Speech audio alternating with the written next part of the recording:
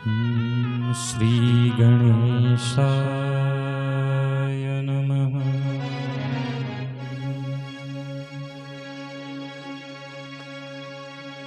श्रीमातृपितृचरण कमलेभ्यो नमः।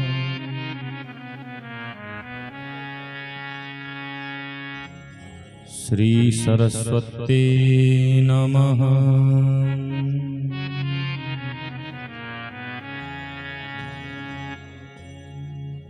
कृष्णाय वासुदेवाय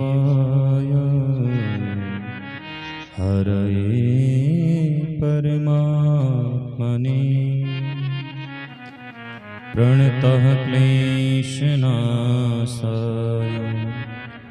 गोविन्दाय नमो नमः। सर्वमङ्गलमाङ्गल्ये शिवे सर्वार्थसाधिके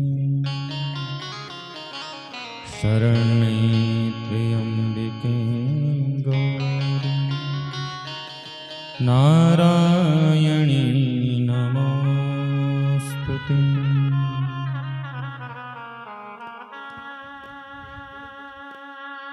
भक्ति भक्त भगवंत गुरु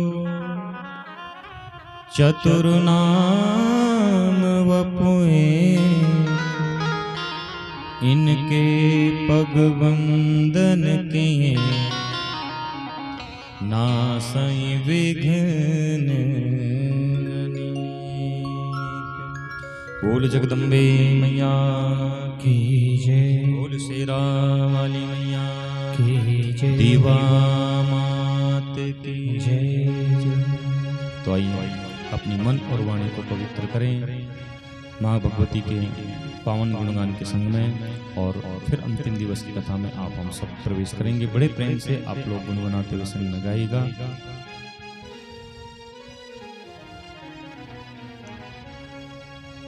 लागी लगन मत तोड़ना,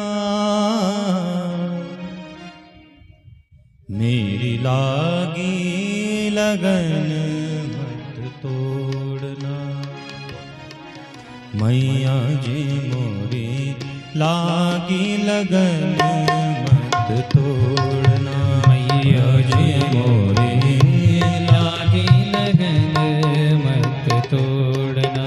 ओ मैया मोरी लागी लगन मत तोड़ना। मैया जी मोरी लागी लगन मत तोड़ना। लागी लगन मत तोड़ना। लागी लगन मत तोड़ना। हो मैया जी मोरे लागी लगन मत तोड़ना। मैया जी मोरे लागी लगन मत तोड़ना। ओ मैया मोरी लागी लगन मत तोड़ना। मैया जी मोरी लागी लगन मत तोड़ना। सब गाई प्रेम से ताली संग जय हो।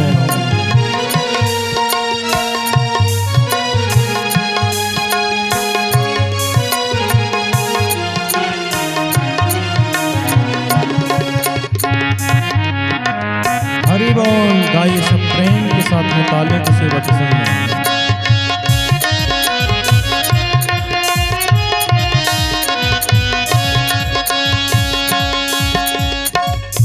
खेती बुवाई मैंने तेरे भरोसे। खेती बुवाई मैंने तेरे भरोसे। खेती बुवाई मैंने तेरे भरोसे। खेती बुवाई मैंने तेरे भरोसे। तेरे भरोसे मैया तेरे भरोसे। तेरे भरोसे मैया तेरे भरोसे। तेरे भरोसे मैया तेरे भरोसे।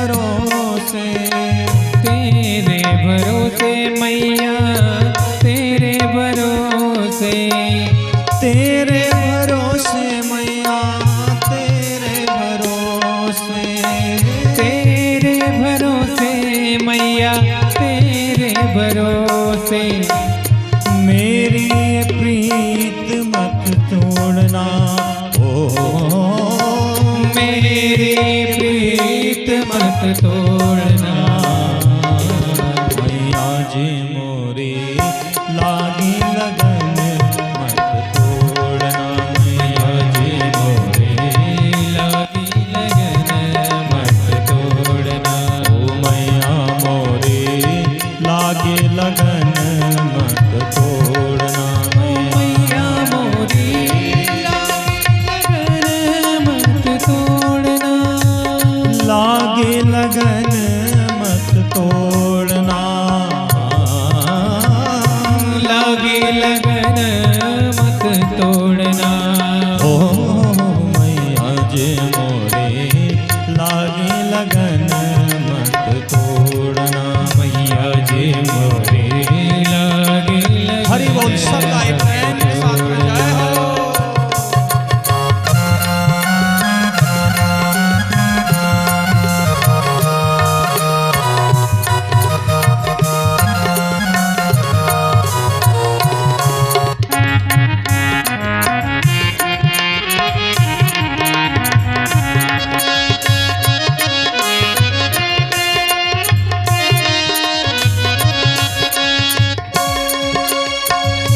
खेती बुवाई मैंने तेरे भरोसे, खेती बुवाई मैंने तेरे भरोसे।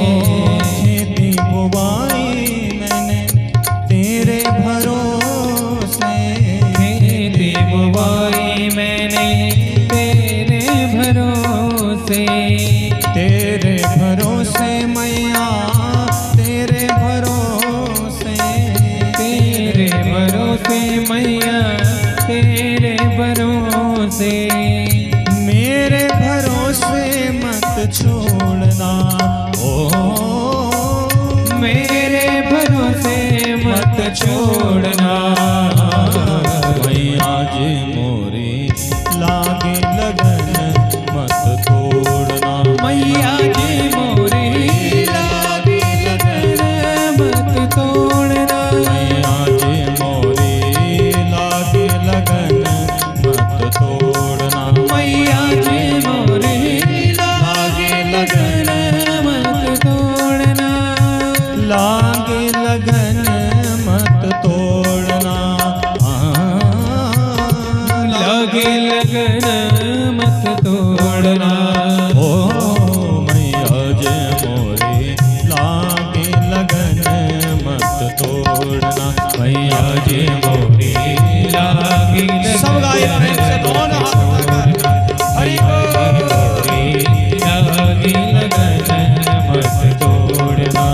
जय जय अम्बे जय जगदम्बे, जय जय अम्बे जय जगदम्बे। जय जय अम्बे जय जगदम्बे, जय जय जय अम्बे जय जगदम्बे। जय माँ अम्बे जय जगदम्बे, जय माँ अम्बे जय जगदम्बे। जय जय अम्बे जय जगदम्बे, अम्बे जय जगदम्बे। जय माँ अम्बे जय जगदम्बे, जय माँ अम्बे जय जगदम्बे। जय जय अम्बे जय जगदम्बे, जय माँ अम्बे जय जगदम्बे। जय माँ अम्बे जय जगदम्बे, जय माँ अम्बे जय जगदम्बे, जय माँ अम्बे जय जगदम्बे, जय जय अम्बे जय जगदम्बे, जय जय अम्बे जय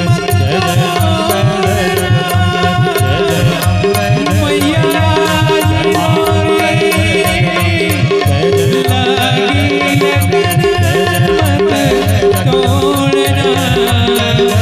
मैया जी मोरी लागी लगन मत तोड़ना। बोल जगदम्बे मैया की, बोल शेरा वाली मैया की, दीवा मात की। ओम नमः पार्वती पतये हर हर हर हर महादेव। शंभो। प्रातः स्मरणीय परम वंदनीय अखिलेश्वरी दयानेश्वरी भुवनेश्वरी प्राणेश्वरी माँ भगवती जगदम्बा दीवा ज्वाल्पा मैया भगवती के चरणारविंद नमन। मंडप में विराजमान आह्वायित सभी इष्ट कुल देवी देवताओं के चरणों में नमन वंदन करते हुए श्रद्धामयी मातृशक्ति विश्वासरूप पुरुषन आगंतुक सभी बाल आवाल बाल वृद्ध युवा सभी आगंतुक श्रोता वृंद भद्र पुरुष भद्रजन व्यासपीठ से बहुत बहुत स्वागत, बहुत बहुत शुभाशीष। उत्तराखंड हिमालय इस पावन दिव्य धरा ग्राम कमेडी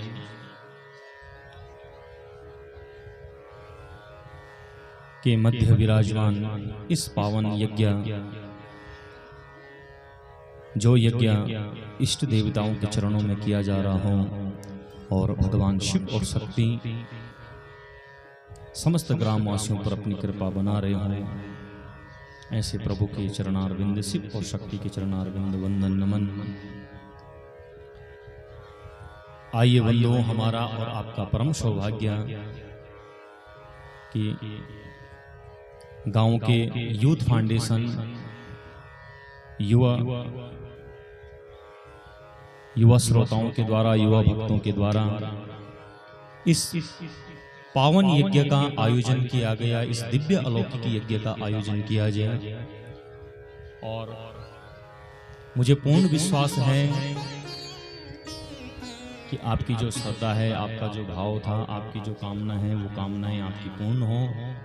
आप समस्त लोगों का प्यार प्रेम श्रद्धा भक्ति ऐसे ही सदैव बनी रहे। और आप लोगों ने बंधुओं इस क्षेत्र के लिए नहीं अपितु समस्त जनमानस को एक नया संदेश दिया और एक नया संदेश देने का प्रयत्न किया।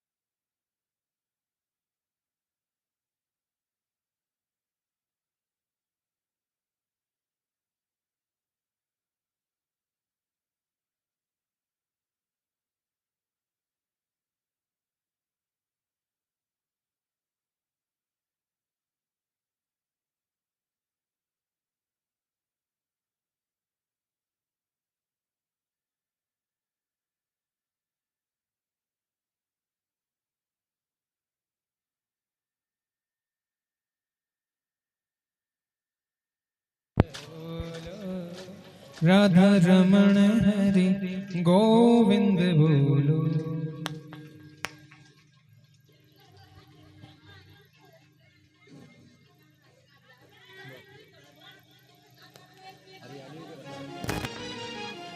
बोल जगदम्बे मैया की।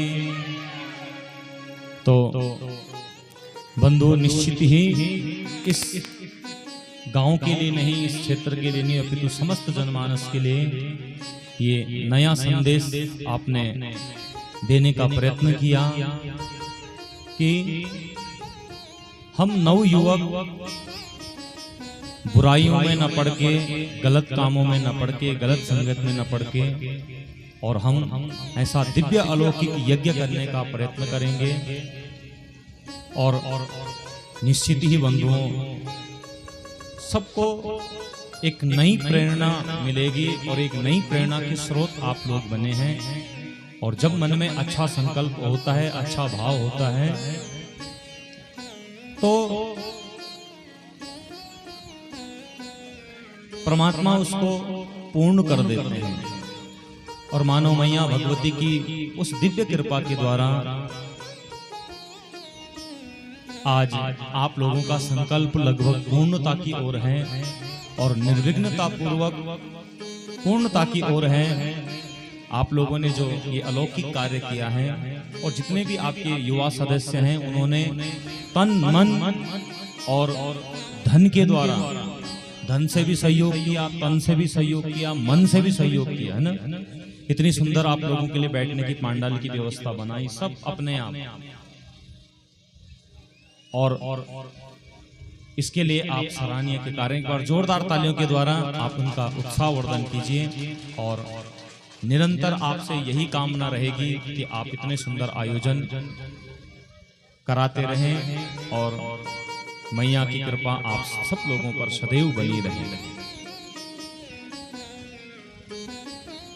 क्योंकि बंधुओं आपके द्वारा किया हुआ सत्कार्य आपकी आने वाली पीढ़ी उसका अनुसरण करेगी। महाजनोइन गता सपंथा, जिस अच्छे मार्ग पर आप चलोगे तो आपके नन्हे मुन्ने जो बाल गोपाल हैं वो आपके संग में चलेंगे, है ना। यदि आप इस कार्य को न करते तो आने वाली पीढ़ी को कैसा पता चलेगा कि ऐसा यज्ञ भी होता है या ऐसे भी सत्कर्म किया जाता है। वो कहां से देखेंगे, वो कहां से सीखेंगे। तो जो सत्कर्म आपने किया है ये बंधुओं अलौकिक यज्ञ है। तो मैंने पूर्व में भी कहा कि इस क्षेत्र में देवी भागवत महापुराण का पहली बार आयोजन हुआ है और इतने विशाल रूप से, इतने आनंद के साथ में। कब 7 दिन व्यतीत हो गए हैं, हमें तो आज 8वां दिन है और अभी ऐसा लग रहा है कि जन ब्याह दिए बोला है ना। आप लोगों का यही तो प्यार प्रेम स्नेह है ना। और यही स्नेह बंधुओं सदैव बना रहना चाहिए ना। गांव में आपसी मतभेद नहीं होना चाहिए। या अब गांव में समाज में रह रहे मतभेद होता भी है, लेकिन जब कोई गांव का कार्य हो, कुछ भी कार्य हो, चाहे आपका विवाह हो, शादी हो, चूड़ाकर्म हो, पूजन हो, कुछ भी काम हो, जब गांव का काम हो तो उन मतभेदों को समाप्त करके और सब लोगों को एकजुट हो जाना चाहिए। इसी से तो गांव की शोभा बढ़ती है, इसी से तो गांव का मान और सम्मान बढ़ता है।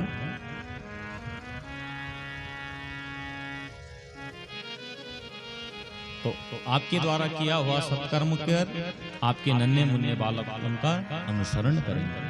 तो माँ भगवती की ऐसी सदैव कृपा आप लोगों पर बनी रहे। बंधुओं, कल की कथा प्रसंग में हमने अनेक प्रसंगों को श्रवण किया था। अनेक भक्तों की कथा आपने सुनी, कैसे मैया भगवती ने उनके जीवन को उद्धार किया। लेकिन इस जीवन का उद्धार तो बंधुओं तभी होता है कि जब निरंतर उस भगवती का सुमिरन किया जाए। हमने आपने कथा को सुना कि देवताओं ने भी तपस्या की, यहाँ तक कि दानव भी यदि अगर कुछ चाहते थे तो पहले तप किया करते थे, पहले सत्कर्म किया करते थे। इसलिए उस माँ भगवती के स्मरण को मत भूलना। आपके पास पूजा करने का ज्यादा समय ना हो, कोई बात नहीं। हम गृहस्थी लोग हैं, हमारे पास समय बहुत कम होता है ना। लोगों गौड़ी छन, बाजी छन, कुंगड़ी छन, पटुल छन, तो यदि अगर ज्यादा समय ना मिले तो सुबह और शाम आपका जो देव स्थान है उसमें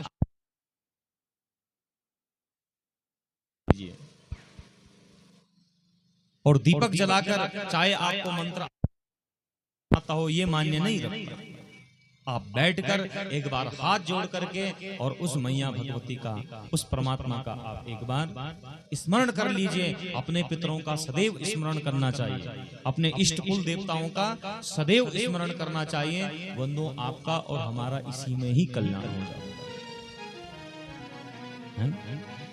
क्योंकि इस कलिकाल में बिना भगवत भक्ति के, बिना भगवान का नाम लिए बंधु हमारा उद्धार नहीं हो सकता। अनेक पापियों ने भगवान का नाम लिया, मां भगवती का नाम का स्मरण किया और उनका जीवन पवित्र हो गया। नहीं तो इस कलिकाल में बहुत मुश्किल है। बारी मथे घृत हो या बरो, सिकताते बरु तेल, बिनु हरि भजन न भव तरहि, यह सिद्धांत अपे। गोस्वामी जी कहते हैं कि बारी मथे घृत होए बरु, कि जल का मंथन करने से हमें घी मिल सकता है। अब पानी मंथन से पानी तो छोना रेला पर्यमा, पानी से घी निकल, घी तो दूध से निकलेगा, दूध से दही बनेगी, दही से माखन बनेगा और माखन से दूध बनेगा, वो घी बनेगा। लेकिन बोले ये कलिकाल है, कुछ भी हो सकता है, असंभव काम भी संभव हो जाता है कलयुग में। तो घी की प्राप्ति हो सकती है, रेत को पीसने से तेल की प्राप्ति हो सकती है। बोले ये कलयुग है, यद्यपि रेत को पीसने से तेल कभी नहीं निकल पाएगा, वो एक उनके शुद्ध सरसों चढ़नी राड़ चढ़ू है ना। लेकिन बोले ये कलयुग है, हो भी सकता है। कलयुग में अनेक प्रकार के चमत्कार आप देख रहे हैं ना, जो कभी आपने सुना नहीं होगा वो आप कलयुग में सुन रहे हैं। लेकिन बिनु हरि भजन न भव तरहि, यह सिद्धांत अपे। बिना भगवान के भजन से भव तरण का कार्य नहीं हो सकता। उसके लिए तो सत्संग और भगवती का स्मरण होना ही चाहिए। अब चाहे आप कुंगड़ों में छा, चाहे आप छन्नी में छा, चाहे तुम घास कटना छा, चाहे तुम भोजन बनाना चाहो, लेकिन उस भगवती का स्मरण मनाते रहो। काम करते चलो, नाम रटते चलो।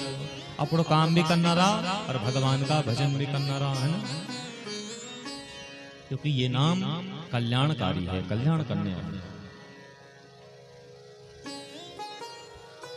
और दसों दिशाओं से नाम जपत मंगल दिशि दसाओं, दसों दिशाओं से ये कल्याण करने वाला है ना।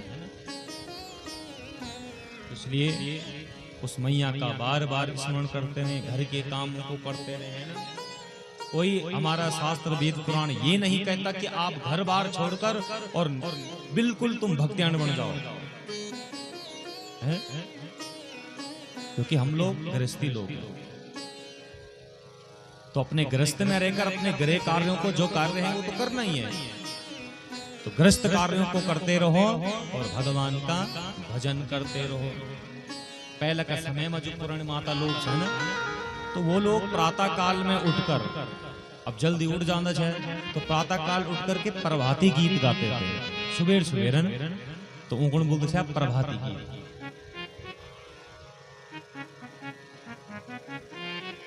प्रभाती गीतों को, मंगल गीतों को गाया करते थे है ना। तो ऐसे ही उठ करके अपना काम करते रहो और भगवान का भजन करते रहो। और जिनमें भी आपकी श्रद्धा है, जिनको भी आप मानते हैं, चाहे आप हनुमत भक्ति करते हो, चाहे आप कृष्ण भक्ति करते हो, चाहे माँ भगवती की स्तुति को करते हो, चाहे आप शिव की स्तुति को करते हो, बंधुओं सबकी सब वस्तुता एक ही है।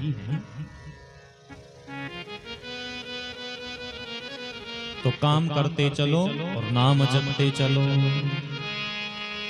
काम करते चलो नाम जपते चलो, काम करते चलो सब गाये प्रेम से चलो। वो काम करते चलो नाम जपते चलो, काम करते चलो नाम जपते चलो। हर समय कृष्ण का ध्यान धरते चलो, हर समय कृष्ण का ध्यान करते चलो।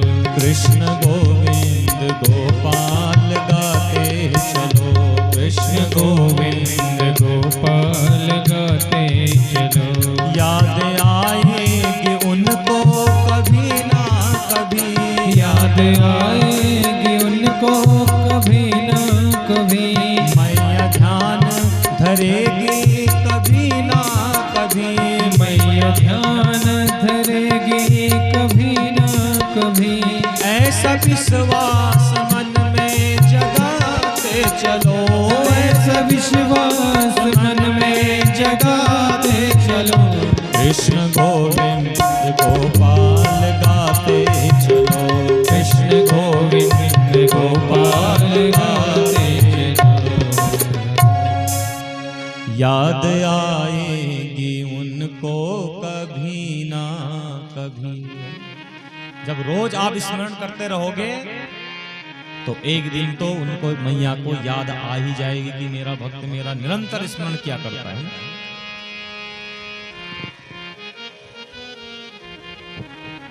तो यही प्रार्थना करें, बोले मैया एक दिन तो आपको याद आएगी। प्रभु दर्शन तो देंगे कभी ना कभी। मन में विश्वास रखो, ऐसा विश्वास मन में जमाते चलो, कृष्ण गोविंद गोपाल गाते चलो। याद आएगी उनको कभी ना कभी, एक दिन तो जरूर याद आएगी। और यही निवेदन करें मैया हम आपके नाम को ना भूलें। प्रातः काल उठकर है ना, कितना सुंदर प्रभाती गीत मैया लोग गाते थे, है ना। बेला अमृत गया आलसी सो रहा, कष्ट भागा साथी सारे जगे तू न जागा, साथी सारे जगे तू न जागा। बेला अमृत गया आलसी सो रहा, बेला अमृत गया आलसी सो रहा, कष्ट जागा साथी सारे जगे तू न जागा, साथी सारे जगे तू न जागा, साथी सारे जगे तू न जागा, साथी सारे जगे तू न जागा। जो प्रातः काल की बेला है, बेला अमृत गया। इस अमृत बेला में बंधुओं आलसी सो रहा, जो आलसी है वो सोता रहता है ना। कष्ट जागा सुबेर देर तक सीने से शरीर में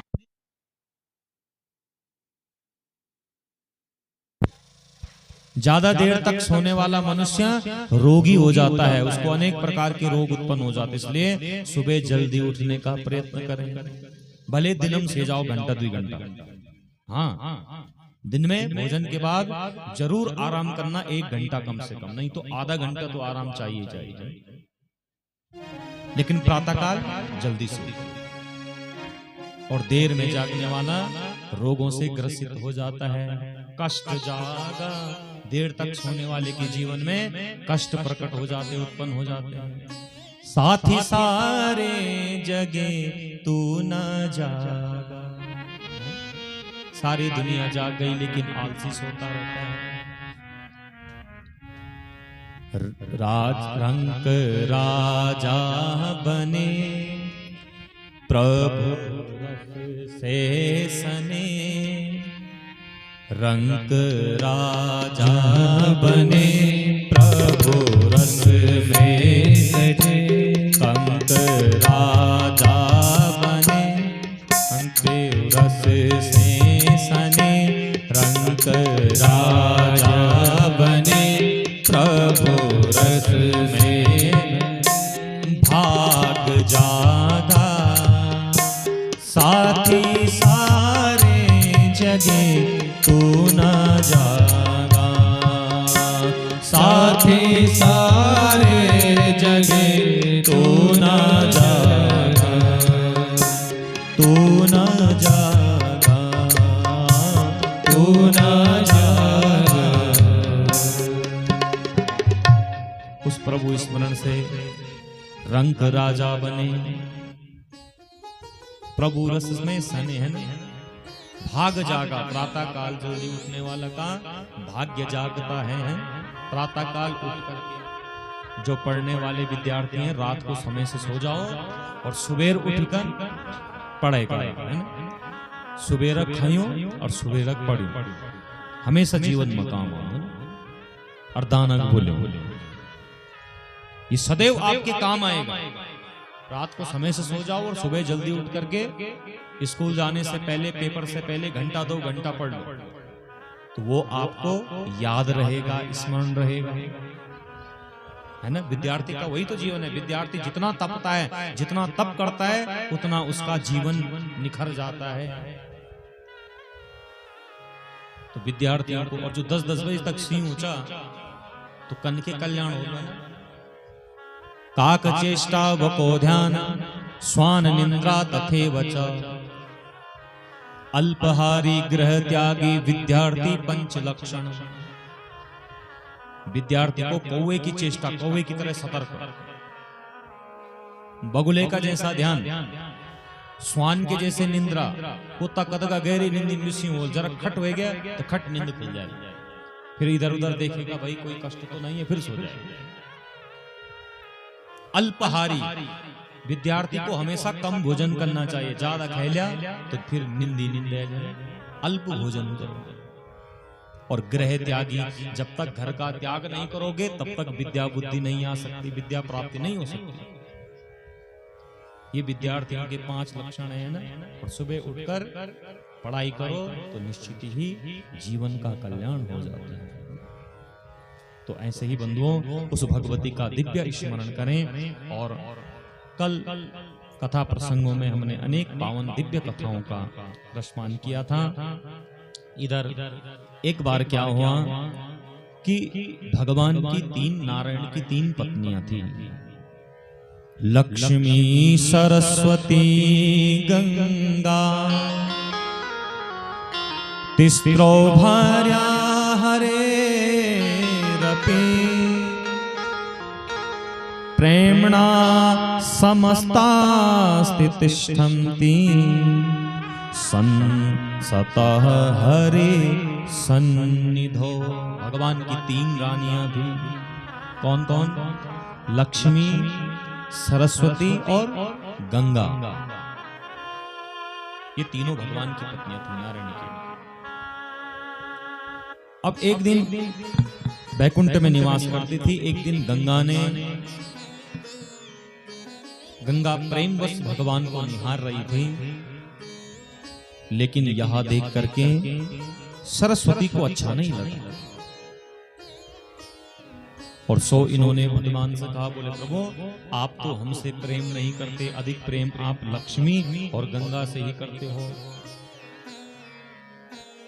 तो इतने में लक्ष्मी भी कहने लगी कि हाँ, अब तीनों में बंधुओं झगड़ा हो गया। तीनों ने एक दूसरे के बाल खींचना प्रारंभ कर दिया। जिसके जीवन में ईर्ष्या उत्पन्न हो गई बंधुओं, उसका कभी उत्थान नहीं हो सकता।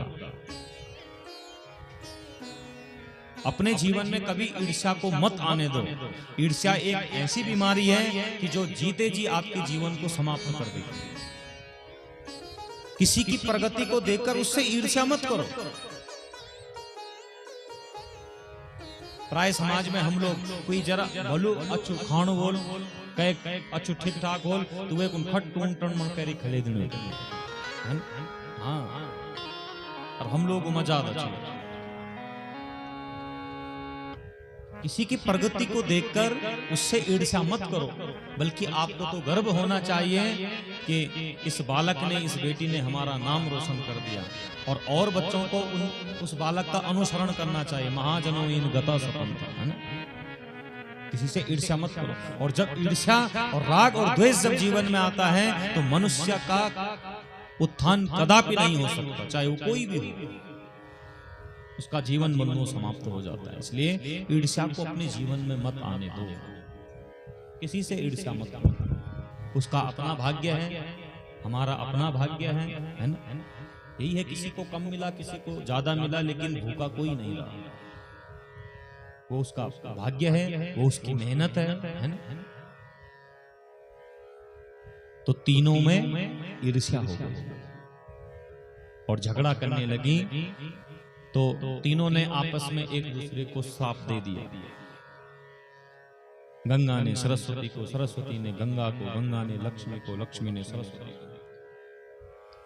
तो भगवान ने जब यह देखा तो भगवान को अच्छा नहीं लगा। अब भगवान किसका पक्ष लें? भगवान के लिए तो सब बराबर है ना।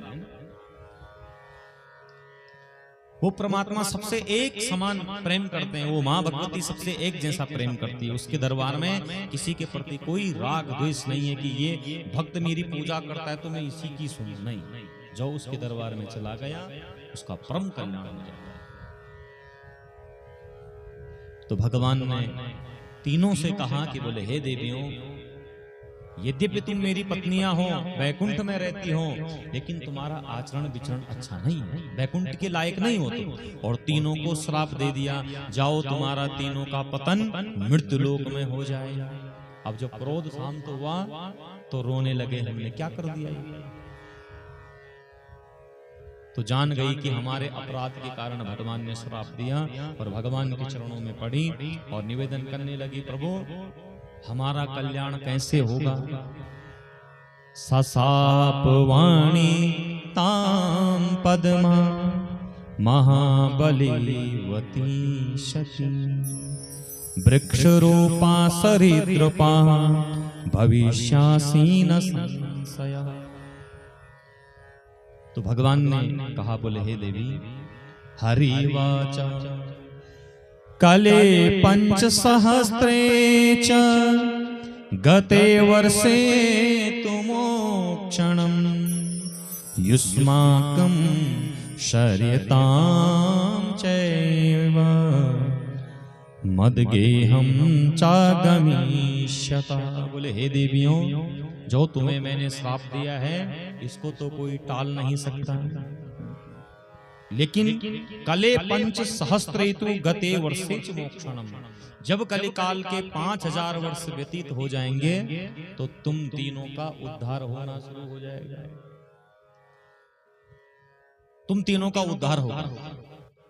तो ये तीनों की तीनों बंधु आपस के श्राप से गंगा सरस्वती नदी के रूप में विराजमान हो गई।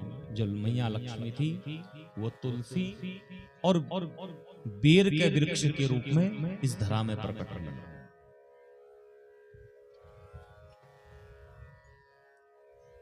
तो जब कलयुग के 5000 वर्ष पूर्ण हुए, है ना, इस समय 5-5.5 वर्ष हो रहे हैं, तो बंधुओं सरस्वती अपने श्राप से मुक्त होकर केवल भगवान के वैकुंठ में रहती है।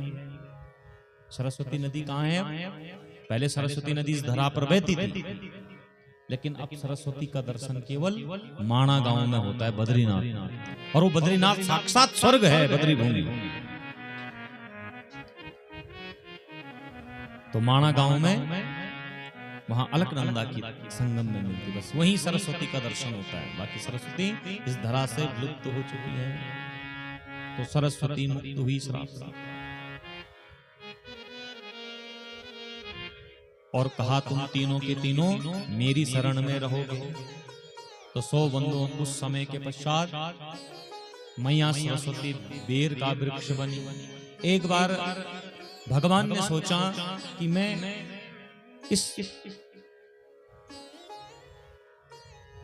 दिव्य भूमि में तप करूं, और जो ध्यान लगाया तो उत्तराखंड की भूमि बड़ी दिव्य भूमि थी। तो भगवान तप करने के लिए इस मृत्युलोक में आए, भगवान विष्णु।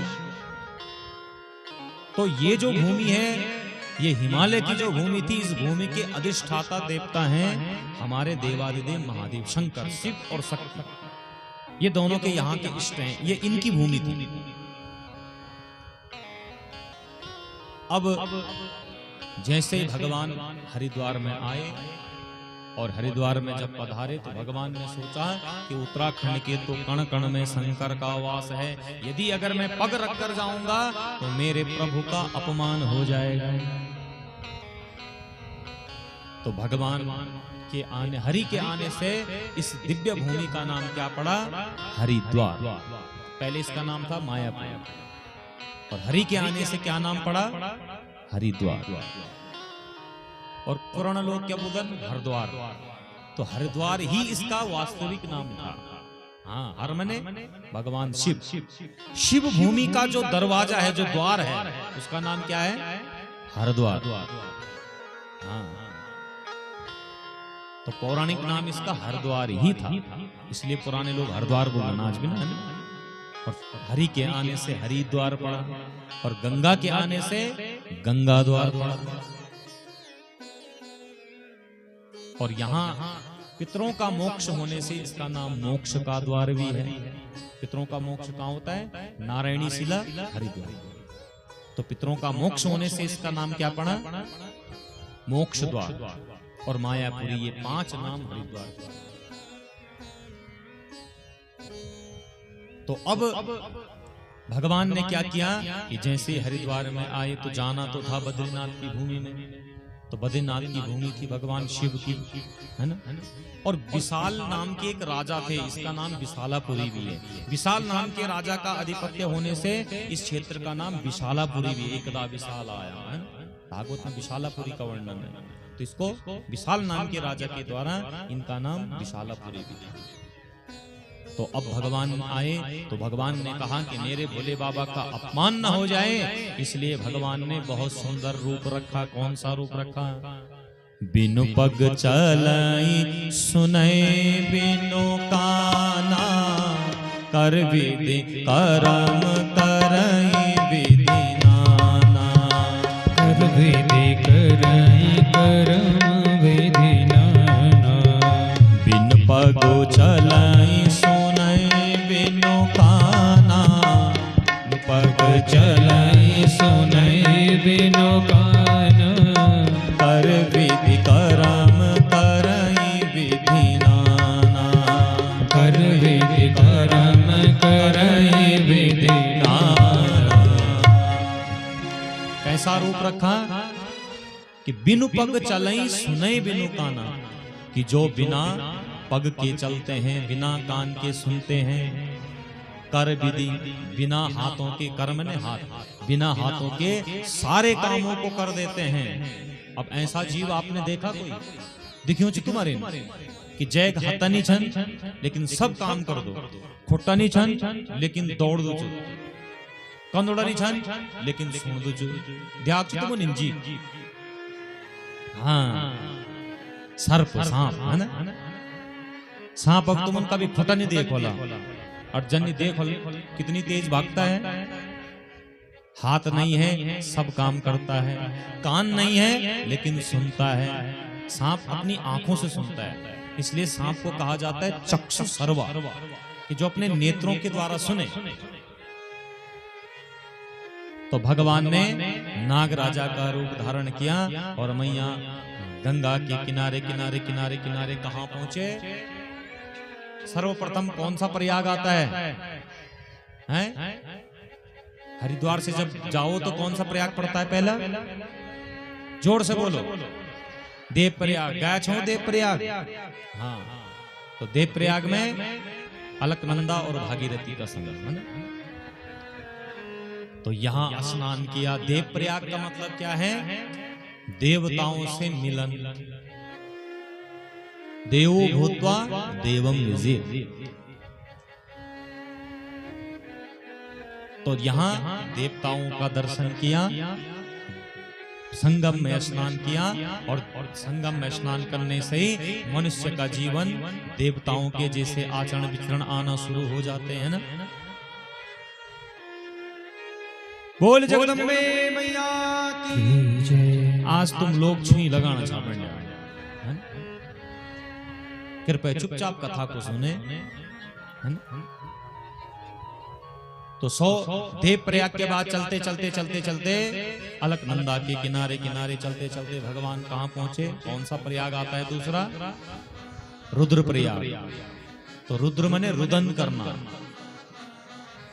जब मनुष्य रोता है तो रोण से वो एक जोच की जब गुस्सा यूं रहे सब शांत हुए जान। तो रुद्र प्रयाग में स्नान करने से जीवन का जो ताप संताप है वो समाप्त हो जाता है, शांत भाव हो जाता है रुदन करने से, है ना। तो यहाँ स्नान करने से मनुष्य का क्रोध समाप्त हो जाता है।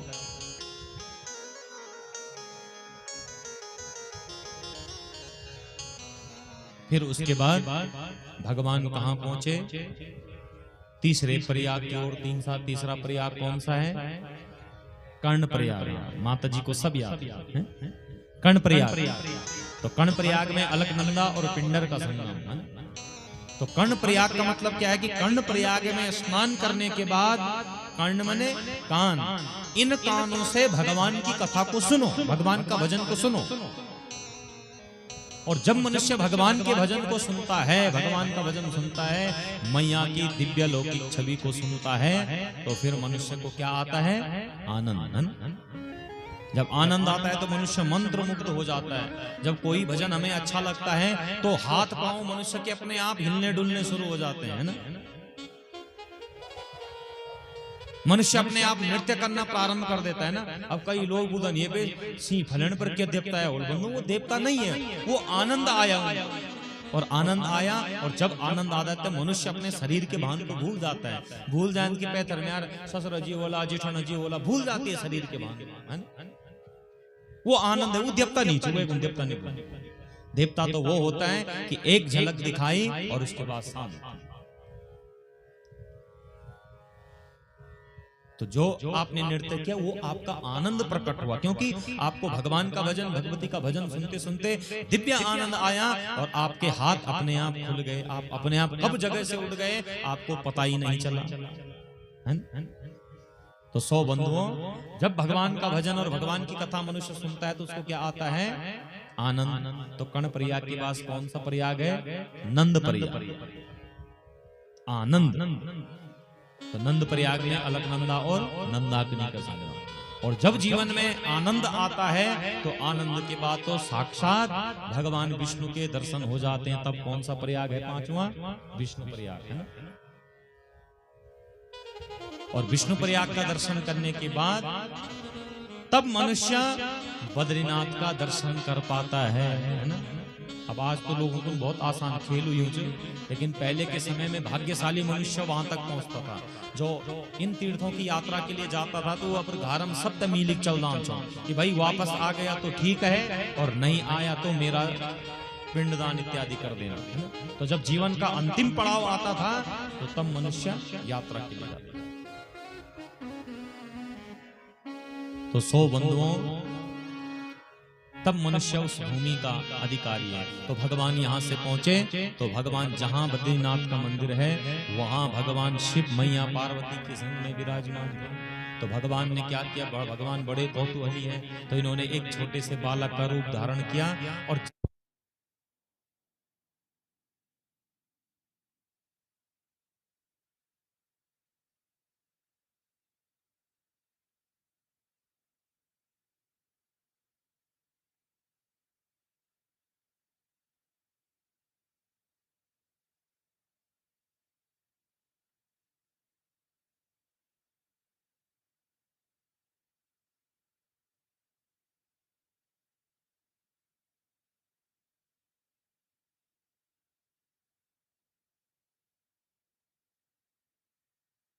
और मां किसी को रोते हुए नहीं देख सकती। भगवान ने कहा देवी फिर बाद में कुछ मत बोलना। बोले प्रभु जो होगा देखा जाएगा। और मैया आई और इस बालक को उठाकर ले गई। तो बालक से पूछा कौन हो तुम? तो इन्होंने कुछ नहीं बोला। क्यों आए हो? बोले मैया आपका दर्शन करना चाहता था, आपके और बाबा का। अब भगवान के स्वरूप को देखकर मैया को बड़ा उलार आया, बड़ा प्रेम आया। तो सो प्रसन्न हुई, कहा बेटा क्या चाहते हो मांगो। तो भगवान ने कहा, बोले मैया ये जो स्थान है ये स्थान मुझे दे दो। मैया भगवान शिव की ओर देखने लगी। भगवान ने कहा अब मांग लिया उसको अब देना पड़ेगा, मांग लिया तो या तो पूछती नहीं। तो मैया कहने लगी मानो सांसारिक सुख हमारे जीवन में है ही नहीं। सोने की लंका जब बनाई, पार्वती के कहने पर भगवान शिव ने उसका निर्माण करवाया और रावण आया ब्राह्मण बनकर, आचार्य बनकर, और दक्षिणा के रूप में सोने की लंका मांग कर ले गया है। अब की बार इतनी सुंदर व्यवस्था थी तो अब की बार भगवान आए बालक बनकर और इसको भी मांग लिया। तो भगवान ने कहा, बोले देवी तू करेगी नहीं क्या? हम तो जोगी ठहरे, बाबा ठहरे, क्या करना हमें इसका, है ना? तो मैया का मुख मलिन हो गया। तो भगवान ने कहा, मैया आप तो जगत के माता पिता हैं, जगता पितरो वंदे पार्वती परमेश्वरो। तो सो भगवान ने कहा, बोले देवी कोई बात नहीं। और ये भूमि भगवान विष्णु को दी और दोनों के दोनों नंदी पर सवार हुए और यहाँ से लेकर कहाँ पहुंचे? केदारनाथ की ओर। अब एक पहाड़ है बीच में, पल्ले तरफ केदारनाथ। तो पौराणिक लिपियों में वर्णन आता है कि पहले इन दोनों मंदिरों का एक ही पुजारी था। कहीं बीच से गुफा इत्यादि का मार्ग था और वहीं से ये आया जाया करते थे, है ना? तो अब भगवान यहाँ तप करने लगे और तप करते करते करते करते भगवान के शरीर पर सारी बर्फ जम गई। मैया लक्ष्मी ने देखा कि मेरे पति न जाने कहाँ गए। जो ध्यान लगाकर देखा, नारद जी ने कहा, बोले मैया भगवान विष्णु तो बद्री भूमि में गए हैं, विशालापुरी में तप कर रहे हैं। मैया ने आकर देखा तो यहाँ चारों ओर से बर्फ पड़ी है और भगवान की शरीर पर बर्फ जम गई है। तो मैया यहाँ लक्ष्मी आई और लक्ष्मी श्राप के कारण बेर बनी और भगवान के ऊपर से छांव कर दिया। जब भगवान ने अपने नेत्र खोले तो लक्ष्मी को देखा। बोले लक्ष्मी तुम यहाँ? तो लक्ष्मी ने कहा, बोले प्रभु जहां नारायण वहां मैं, है ना? जहां आप वहां मैं। तो भगवान बड़े प्रसन्न हुए। बोले देवी तुम आज से इस श्राप से मुक्त हो जाओगी, सदैव मेरे बैकुंठ में रहोगे। तो बेर से मुक्त हो गई। और तुलसी की जितनी प्रजातियां सबसे अधिक बद्रीनाथ में पाई जाती है, रामा श्यामा कृष्णा, अनेक जातियां हैं तुलसी की। तो वृंदावन की जो दोनों पर्वत हैं, नर नारायण, इस तरफ चारों ओर तुलसी की अनेक प्रजातियां हैं। तो भगवान मैया के इस सेवा से बड़े प्रसन्न हुए और भगवान ने इनको आशीर्वाद दिया। बोले हे देवी आज के बाद मेरे नाम से पहले तुम्हारे नाम का गुणगान किया जाएगा। और उसी दिन से कहते हैं सब लोग बोले लक्ष्मी नारायण भगवान की जय। तो भगवान से पहले लक्ष्मी का नाम का गुणगान करता है। लक्ष्मी नारायण, सीताराम, राधे श्याम, उमा शंकर, है ना?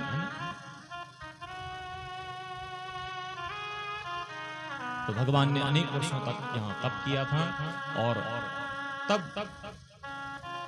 यहाँ इस मंदिर की स्थापना हुई और बंधुओं यहाँ बद्रीनाथ भगवान का पूजन, भगवान को चावल का भोग लगाया जाता है।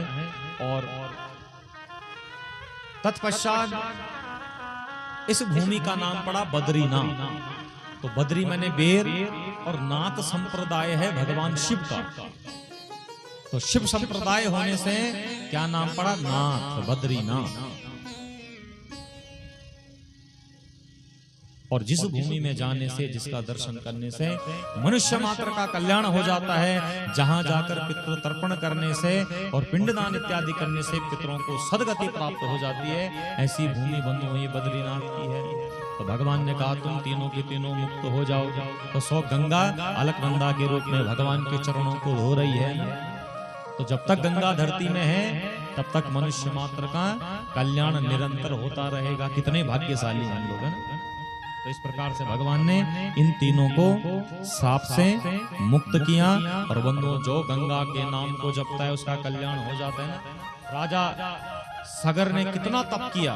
सगर की दो पत्नी थी, केसनी और सुमति। एक से अंशुमान हुआ और एक से मांस पिंड के द्वारा 60,000 पुत्र उत्पन्न हुए।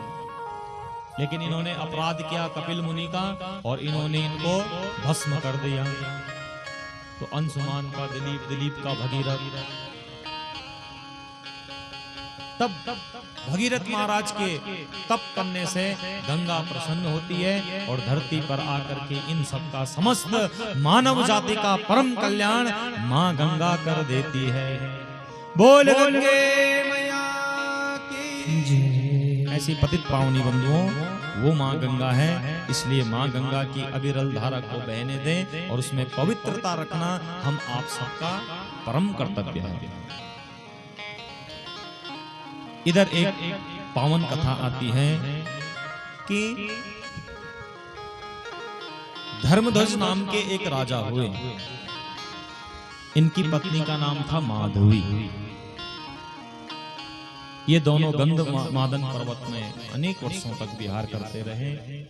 और तत्पश्चात कार्तिक पूर्णमासी के दिन, शुक्रवार के दिन इनके घर में एक कन्या का जन्म हुआ। और जब कन्या का जन्म हुआ तो इसका नामकरण संस्कार कराया गया। इस कन्या का नाम रखा गया तुलसी। क्या नाम रखा? तुलसी। तुलसी इस कन्या का नाम रख दिया। अब ये तुलसी बड़ी गुणवान थी, बड़ी धर्मवान थी। तो ये बद्रीनाथ में तप करने लगी, तपस्या करने लगी।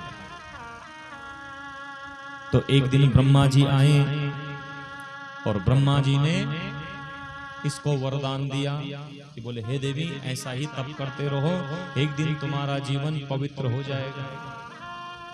ये तुलसी पूर्व जन्म में तुलसी नाम की गोपी थी। और जब भगवान गोपियों के संग में रास कर रहे थे तो इन्होंने छिपकर देखने लगे। तुलसी नाम की गोपी और सुदामा नाम का गोप, इन दोनों को श्राप दिया राधा रानी ने। तो कहा, जाकर बद्रीनाथ में तप करो और उसी तप करने से तुम्हें साक्षात भगवान का दर्शन होगा। तो ब्रह्मा जी ने कहा, बोले देवी, तुम्हारा विवाह होगा शंखचूड़ से। कुछ समय के पश्चात सुदामा नाम का जो गोप था, राधा के श्राप से ये धनु वंश में इसका जन्म हुआ। और जन्म होने के पश्चात इसका नाम क्या पड़ा? शंखचूड़। क्या नाम पड़ा? शंखचूड़। और शंखचूड़ बंधुओं बड़ा प्रतापी था, भगवान का भक्त था। तो इसने परमात्मा का तप किया और 100 बंधुओं इसने कवच और कुंडलों को प्राप्त किया।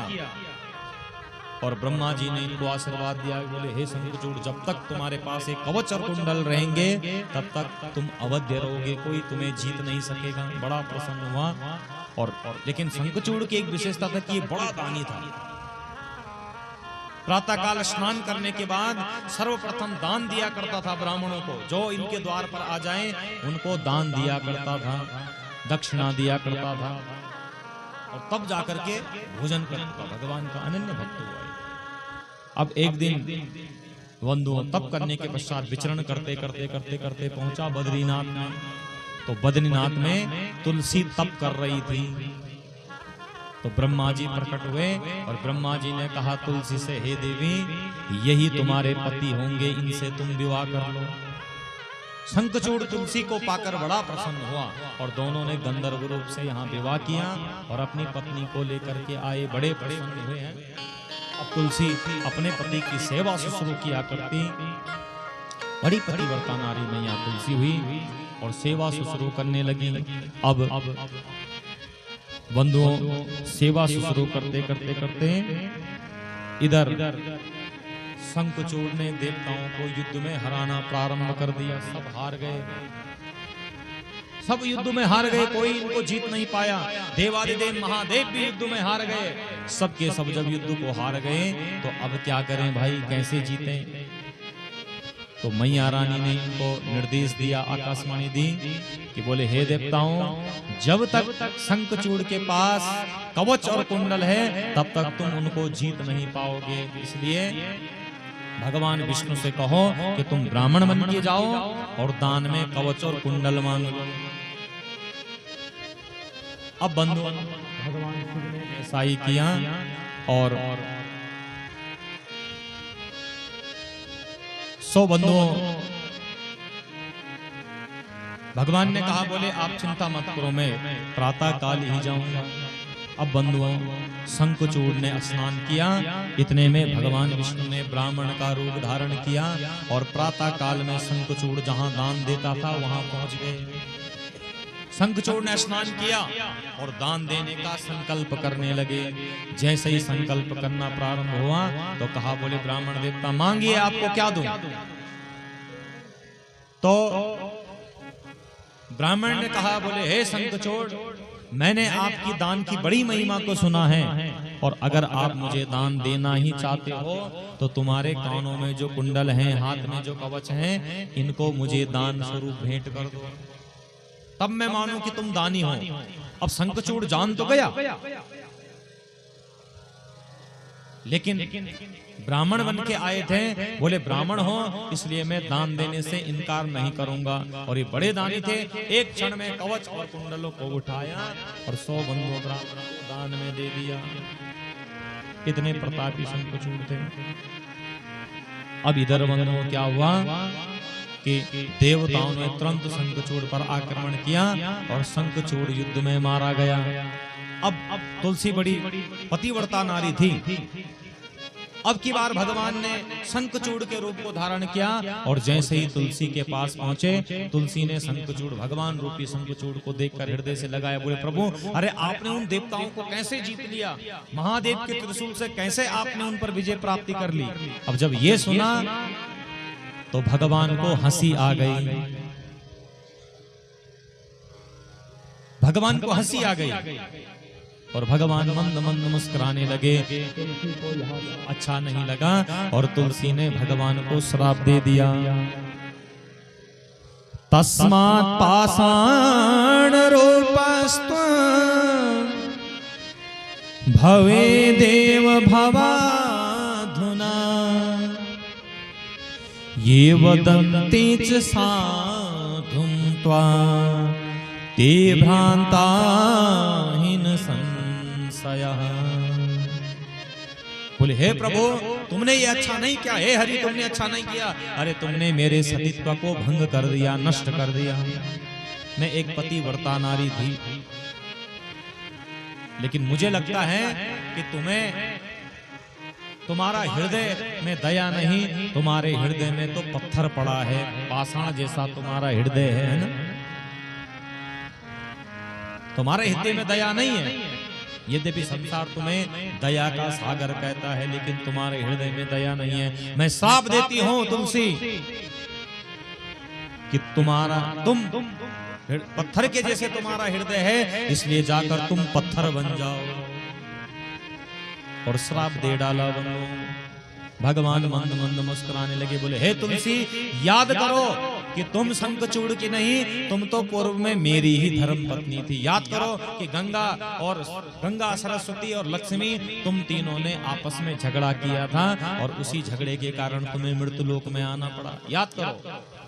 जब तुलसी को याद आया, रोने लगी। बोले प्रभु, मैंने आपको ये क्या श्राप दे दिया? क्षमा करना, मुझे चरणों में गिर पड़े। तो भगवान ने कहा, बोले हे देवी, यह सब तो मेरी माया थी, इसलिए मैं भी तुम्हें श्राप देता हूं कि अहम च शैल रूपेण गंडकी तीर सन्निधौ अधिष्ठानम करिष्यामि भारते तव शापत। बोले हे देवी, मैं अगर पत्थर बन करके आऊंगा तो मैं तुम्हें भी श्राप देता हूं कि तुम्हें तुलसी के रूप में वहां आना पड़ेगा जहां नारायण वहां लक्ष्मी। तो तुलसी के श्राप से भगवान सालिग्राम पत्थर के रूप में विराजमान हो गए। गंडकी नदी कहां बहती है? नेपाल में। अभी राम जन्मभूमि के लिए बहुत सारा पत्थर इसी गंडकी नदी से गया। तो गंडकी नदी में भगवान पत्थर बन करके प्रकट हो गए सालिग्राम के रूप में। और इस सालिग्राम पत्थर के अंदर बंधु सोने का कण होता है। तो भगवान ने श्राप दिया कि हे देवी, तुम भी तुलसी बनकर इस धरा में आओ, और जब कोई मनुष्य इस तुलसी को मुझ पर अर्पण करेगा तो उसके जीवन के भव बंधन समाप्त हो जाएंगे। तो उसी दिन से बंधुओं, गंडकी नदी में जब तुलसी डाली जाती है तो भगवान सालिग्राम का जो पत्थर है वो उस पर चिपक कर बाहर आ जाता है ना। तो नारायण का पूजन करो तो तुलसी जरूर भगवान को अर्पण करना चाहिए। रविवार के दिन तुलसी को नहीं तोड़ना, तुलसी पर जल चढ़ाओ, तुलसी को अपने घर में रखो और पवित्रता के संग में घर में रखो। जिस घर में तुलसी होती है वहां साक्षात भगवान नारायण का वास होता है। बोल तुलसी मैया की जय। अब बंधुओं, भगवान ने तुलसी के संग में विवाह किया। किस दिन? देव प्रबोधनी एकादशी के दिन। इसको देवोत्थानी एकादशी भी कहते हैं। इस दिन भगवान विष्णु अपनी निद्रा से जागते हैं, है ना। तो उसी दिन बंधुओं मैया तुलसी का विवाह भगवान नारायण के साथ में हुआ। अब प्राय हम लोग गढ़वाल क्षेत्र में तो लोग इतना नहीं जानते, लेकिन बाहरी शहरी क्षेत्रों में लोग तुलसी का विवाह भगवान के संग में बड़ी धूमधाम से मनाते हैं, है ना। जैसे हम कन्या का विवाह करते हैं तो लोग, जिनकी कन्या नहीं होती वो लोग तुलसी को अपनी बेटी मानकर उसका विवाह भगवान नारायण के साथ में करवाते हैं, है ना? तो जय तक कन्यादान को सौभाग्य नहीं मिली हो या जिसकी कन्या ना हो, तो कन्यादान का बंधुओं बहुत बड़ा महत्व है। स्वर्णदान, कन्यादान, विद्यादान, गौदान, वस्त्रदान, भूमिदान, इन सब का बड़ा महत्व है। गौ कन्यादान स्वर्ग समान कदगा सुंदर मांगल छाया हमारा ना। और ये मांगल खाली शुद्धि नहीं चाहे, कितना गहरा ज्ञान भरा है इनमें, है ना। कि गौ कन्या जो दान है, ये दोनों के दोनों तो मनुष्य को स्वर्ग लोक दिलाने वाले हैं, मुक्त कराने वाले हैं, भव बंधनों से मुक्त कराने वाले हैं। इसलिए कन्या का दान करो, गौ का दान करो, भूमि का दान करो, वस्त्र का दान करो, विद्या का दान करो, है ना। ये मोक्ष को देने वाले हैं। लेकिन कन्या का दान कैसा होता है इसको हम जाने। कन्या का श्रेष्ठ दान वह होता है कि जिस कन्या के लिए आपने वर ढूंढा है वो सद्गुणों से युक्त हो। अब आज के समय में हम कन्यादान नहीं करते, आज के समय में तो हम कन्या को बेचते हैं, है ना। पहले पूछ देना कि नौकर छेची की नीच, और जो नौकर चाके नीच देना बेना, तो ये मोल भाव तो हो गया है ना। पहले लोग दहेज मांगते थे, पहले लड़के वाले दहेज मांगते थे।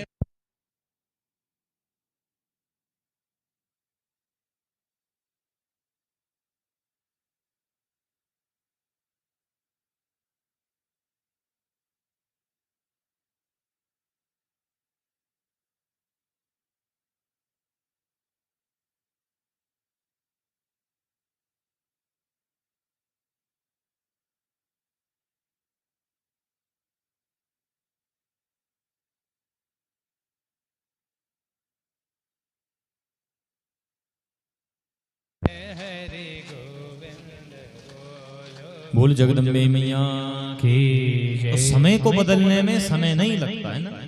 तो क्रय विक्रय तो हो रहा है, हम लोग क्रय विक्रय तो कर रहे हैं, लेकिन दान का मतलब क्या है? ये कन्या का दान नहीं है, ये तो क्रय विक्रय हो रहा है। दान तो वो होता है कि सद्गुणी रूपी आपने उसके लिए वर को ढूंढा और तब कन्या का दान कर दिया, है ना। गाय को दान, गौड़ी दान। अब बोल दूं कि अग्नि चले, बोल दूं, है ना। गौ का दान, शास्त्र का विधान है कि गाय का दान कौन सी दान देने योग्य होती है।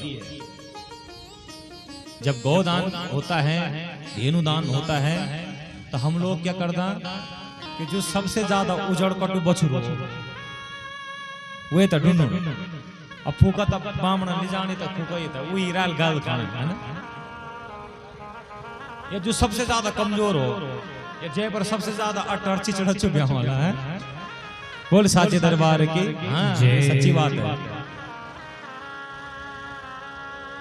लेकिन शास्त्र क्या कहता है कि गाय का दान तब माना जाता है कि जो गाय बियाई हुई हो, सब अच्छा बछरू दगड़ में तब दान हो, खाली बछरी बछरू ना।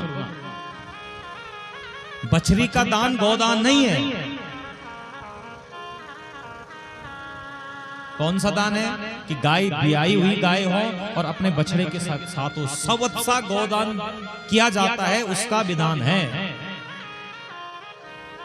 तब जाकर आपको गाय दान का फल मिलेगा। अपने तरफ बछड़ा तो तुम कद का दान कर दे।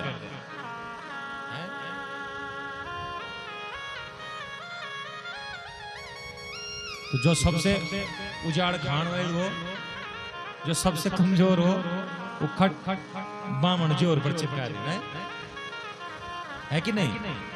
तो ऐसा दान देने से बंधुओं कोई फायदा नहीं। ऐसा दान देने से गौदान का फल नहीं मिलेगा। हाँ। गौ कन्या दान स्वर्ग समान है। अब कामना तो करना चाह स्वर्ग जाने की है, और चिचड़ों में गौड़ी दान करना, बछड़ी दान करना, तो सच्ची मिलो स्वर्ग। सोचो, कभी विचार करो इससे। तो गाय दान हमेशा सबसे दान हो। और या तो फिर मत ही करो, दिखावा करना ही नहीं चाहिए। उससे बढ़िया तो संकल्प कर लो, और दीनों भी खुश और लीनों भी खुश है। तो 100 बंधुओं जिनकी कन्या ना हो, वो तुलसी को कन्या मानकर जरूर जीवन में एक बार कन्या का दान अवश्य करना। जिसकी कन्या नहीं है, या जो सबसे गरीब कन्या हो, चाहे वो किसी की भी जाति की हो, किसी भी वर्ण की हो, तो यदि अगर आपको लगता है आप सक्षम हैं, तो एक बार जीवन में कन्या का दान जरूर करना। कन्या का दान, गौदान, वस्त्र दान, इन दानों से मनुष्य बंधुओं, इन भव बंधनों से मोक्ष हो जाता है, मुक्त हो जाता है ना। वेद पुराणों ने ऐसी झूठा थोड़ी लिखा, पुराने लेखकों ने ऐसी झूठा थोड़ी लिखा नहीं।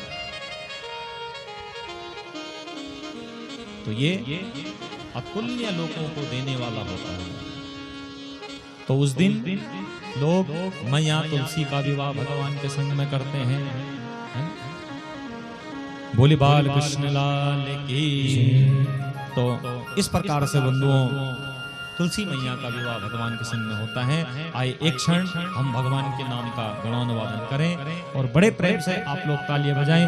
बोले बाल कृष्ण लाल की, बोले कृष्ण कन्हैया लाल की जय, बोले नंद के लाला की जय। तो बड़े प्रेम से आप लोग तालियों के साथ बजाएं। नंद का वो लाला मेरे मन को भा गया, ओ मुझे सांवरा सलोना पसंद आ गया, मुझे सांवरा सलोना पसंद आ गया, मुझे सांवरा सलोना पसंद आ गया, मुझे सांवरा सलोना पसंद आ गया।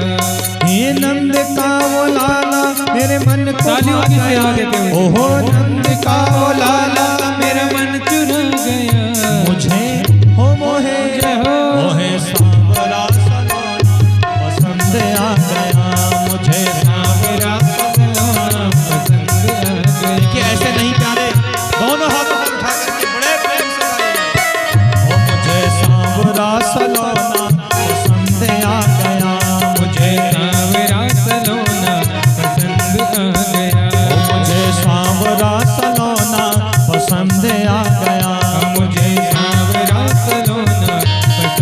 गाए बैठ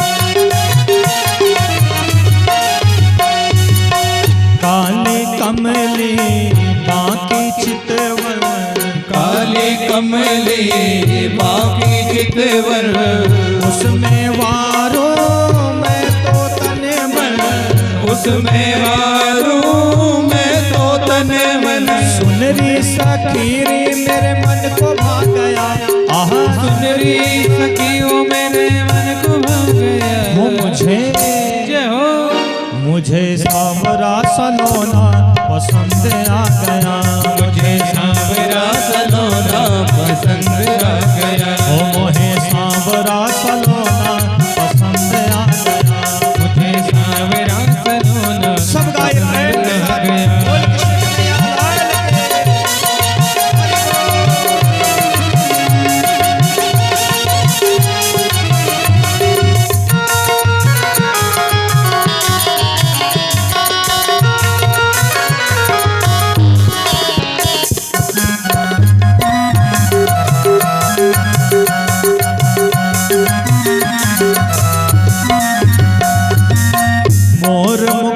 सिर मुरली वारो, मोर मुकुट सिर मुरली वारो, श्याम सखी रे मोहे लागे प्यारो, श्याम सखी रे मोरे लागो प्यारो, श्याम सखी रे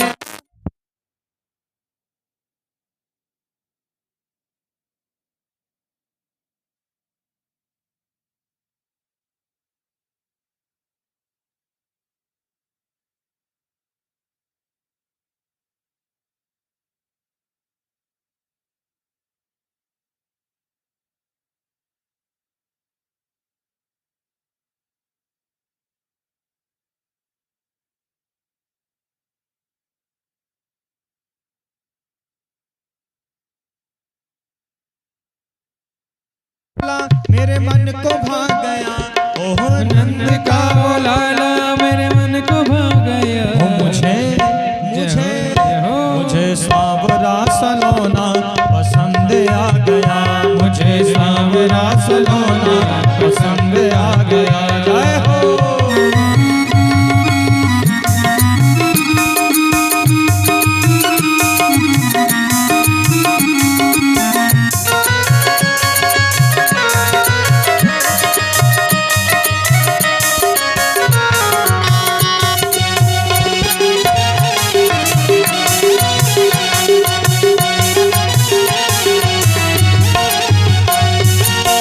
जब कान्हा की मुरली बाजे, जब कान्हा की मुरली बाजे, पतझड़ भी सावन सा लागे, पतझड़ भी सावन सा लागे, ओ पतझड़ भी सावन सा लागे, पतझड़ भी सावन सा लागे। मुरली की धुन पे सबको नचा गया, जय हो मुरली की धुन पे सबको नचा गया। मुझे सांवरा सलोना पसंद आ गया, मुझे सांवरा सब गाए ताली पसंद आ गया।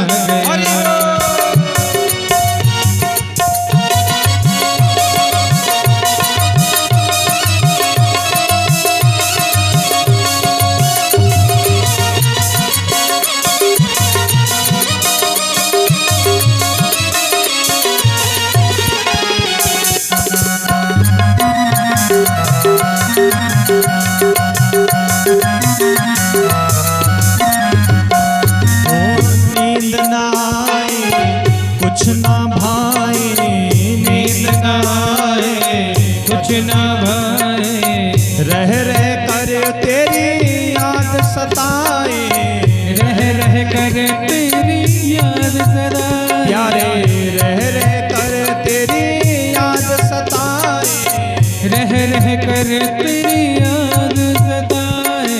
तन में मेरे मन में सपनों में छा गया, आहा तन में मेरे मन में सपनों में छा गया। हो मुझे सांवरा सलोना पसंद आ गया, मुझे सांवरा सलोना पसंद आ गया। ओहो नंद का वो लाला मेरे मन को भा गया, आहा नंद का वो लाला मेरे मन को भा गया। मुझे सांवरा सलोना पसंद आ गया, मुझे सांवरा सलोना पसंद आ गया। मुझे सांवरा सलोना पसंद आ गया। मुझे सांवरा सलोना पसंद आ गया। मुझे सांवरा सलोना पसंद। बोल नंद के लाला की जय। बोल बाल कृष्ण लाल की जय। इस प्रकार से बंधु मैया तुलसी ने भगवान का स्मरण किया, अपने पति रूप में पाकर भगवान को बड़ी प्रसन्न हुई। आगे एक कथा आती है कि मां भगवती की कृपा से सावित्री ने अपने पति की प्राणों की रक्षा की। बंधुओं, अश्वपति नाम के एक राजा थे और उन्होंने अपनी पत्नी के संग में मिलकर बंधुओं मां भगवती की आराधना को किया था, और जिसका परिणाम स्वरूप उनके घर में एक कन्या ने जन्म लिया, जिस कन्या का नाम रखा गया सावित्री। सावित्री इस कन्या का नाम रखा, और जो कि बड़ी दिव्यवान थी, बड़ी सुंदर गुणी कन्या थी। जब समय आया तो अश्वपति राजा ने अपनी कन्या का विवाह सत्यवान नाम के युवक के संग में कर लिया। अब जब इनका विवाह हुआ तो एक बार ये अपनी पत्नी के संग में लकड़ी काटने के लिए वन में गया, सत्यवान। और जब वन में गया तो उसी समय बंधुओं यमराज इसके प्राणों को, यमराज ने इनके प्राणों को हरा और ये वृक्ष से नीचे गिरा और इसकी मृत्यु हो गई। लेकिन ये देवी बड़ी सावित्री थी, बड़ी तपस्वी कन्या थी। तो जैसे ही यमराज को देखा तो यमराज से, धर्मराज से कहा, बोले हे धर्मराज, आप ऐसा अन्याय मत करो। अरे अभी अभी तो मेरा विवाह हुआ है और मैं अभी से बाल विधवा हो जाऊंगा। यमराज नहीं माना, बोले देवी जिसका जीवन पूर्ण हो जाता है उसको तो मुझे लेकर ही जाना होता है। तो इस कन्या ने कुछ नहीं कहा और सौर यम के पीछे पीछे पीछे पीछे चलने लगी। यमराज ने बार बार कहा, देवी तुम वापस घर चली जाओ। इसने कहा, नहीं, मैं अपने पति का त्याग नहीं करूंगा। या तो हे यमराज मुझे भी अपने पति के संग में जाने दो, मुझे भी लेकर चलो, मेरे प्राणों को भी हर लो। तो यम ने कहा, नहीं देवी तुम्हारी तो अभी आयु बहुत बड़ी है। तो बोले जब मेरे पति ही नहीं रहेंगे तो ऐसी आयु को मैं जीकर करूंगी भी क्या। और यम के लाख मना करने पर भी पीछे पीछे पीछे पीछे चलने लगी और यमपुरी जाकर पहुंच गई। तो यमराज को बड़ी दया। यमराज ने कहा, अच्छा तो एक काम कर ले कि मुझसे इसके प्राणों के बदले, वैसे मैं किसी को वरदान नहीं देता, लेकिन तेरे पतिव्रता धर्म से मैं बड़ा प्रसन्न हूं। एक काम कर कि 2 वरदान मांग ले।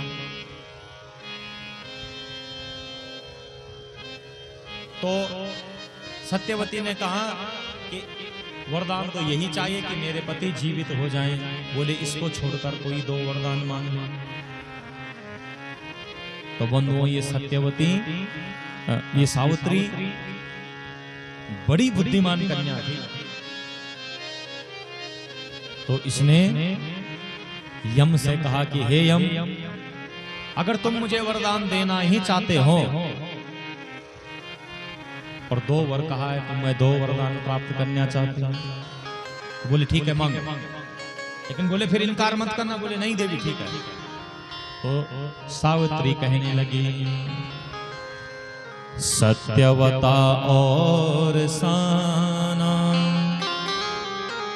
पुत्राणां शतकं मम भविष्यति महाभागा वरमे तन्मदीप्सितम् मत्पितुः पुत्रशतकं श्वशुरस्य च चक्षुषी राज्यलाभो भवेत्त्वेवं वरमे तन्मदीप्सितम्। एक बार में ये वरदान मांग दिए। क्या कहा कि अगर आप देना चाहते ही हो तो बोले हे यमराज मैं 100 पुत्रों की मां बनूं। तो यमराज ने तथास्तु कह दिया। बोले इसमें कौन सी बड़ी बात है, तथास्तु। तो इसने कहा बोले प्रभु पुत्र कहां से उत्पन्न होंगे? अरे जब मेरे पति के प्राणों को तो तुमने हर लिया, तो जब पति नहीं होंगे तो पुत्र संतान कहां से प्राप्त होगी? अब यमराज फंस गए। अब तथास्तु भी कह दिया तो सो यमराज को आज सत्यवान के प्राण वापस देने पड़े। बड़ी प्रसन्न हुई। अब बोलो कहो देवी दूसरा वरदान क्या था? तो इसने क्या कहा कि मेरे ससुरों की इसके जो ससुर थे वो अंधे थे। इसने कहा कि मेरे ससुरों की आंखों की ज्योति पुनः प्राप्त हो जाए और उन्हें भी सत्यवान के जैसे अनेक पुत्र प्राप्त हों। तो यमराज ने वो इसको आशीर्वाद दिया और तब इस दिव्य आशीर्वाद के द्वारा शुभानाम शुभानम च कर्मणाम जन्म भारते पुष्य क्षेत्रे च नान्यत्र सर्व च भुंजते जना। यमराज ने कहा कि हे सावित्री मनुष्य अपने कर्मों से सत्कर्मों से मृत्यु पर भी विजय प्राप्त कर लेता है, मृत्यु को भी जीत लेता है। अब यद्यपि जिसका जन्म है उसकी मृत्यु तो होनी है, लेकिन बंधुओं जब मृत्यु आती है, जब मौत आती है तो मृत्यु इस शरीर को कष्ट देती है, प्राण इस शरीर को कष्ट देती है, क्योंकि वो प्राण इस शरीर में रहना नहीं चाहते, इसलिए कष्ट देकर जाते हैं किसको? ये देह दोबारी ना ले। तो अंत काले महादुखम जन्म दुखम जरा दुखम जाया दुखम पुनः पुनः अंत काले महादुखम तस्मात् जाया। जन्म समय का दुख, जब मां संतान को जन्म देती है तो उस मां को पूछो कि उस मां पर क्या बीतती है, जन्म समय का दुख। या उस जीव को पूछो कि तुझे कितना दुख प्राप्त हुआ। ये जीव मां के गर्भ में उल्टा लटका रहता है ना। भागवत में बड़ा गूढ़ ज्ञान है इसका कि माँ के गर्भ में उल्टा लेटा हुआ है। माँ कसेला खाती है, मीठा खाती है, तीखा खाती है, और माँ के पेट के जो कीड़े हैं वो इसको नोचते हैं, ये रोता है वहां, लेकिन कुछ कर नहीं सकता। तो जन्म समय का दुख। जरा मैंने रोग, शरीर पर रोग लग जाए, रोगी को पूछो भाई कुछ खा नहीं सकता, सो नहीं सकता, बैठ नहीं सकता, रोगी है, पड़ा हुआ है बेसुध होकर, रोता है।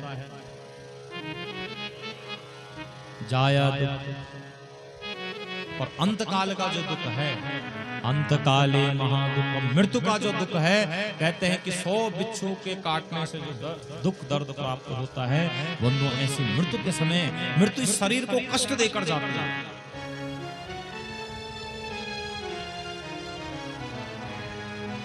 तो बोले हे देवी मृत्यु तो निश्चित है, लेकिन मृत्यु हमारी सुगमता से हो जाए, ऐसा निवेदन भगवान से करो। हे प्रभु हमें मृत्यु के समय में कोई कष्ट ना हो, है ना। अब देखो कई लोगों को मृत्यु की सैया में पड़े रहते हैं ना, सबका अपना अपना भाग्य। कई बार गाड़ियां गिर जाती हैं, अब गाड़ी गिरने के बाद किसी की कमर टूट गई, रीढ़ की हड्डी टूट गई, हाथ पांव टूट गए, सिर टूट गया, अब बच भले गया, लेकिन बंधुओं ऐसे बचने का क्या करना कि ना तो उठ सकता है, ना चल सकता है, मल मूत्र भी बिस्तरे में त्याग कर रहा है, ना तो मौत आ रही है और ना जीवन जी रहा है। कितना बड़ा कष्ट है।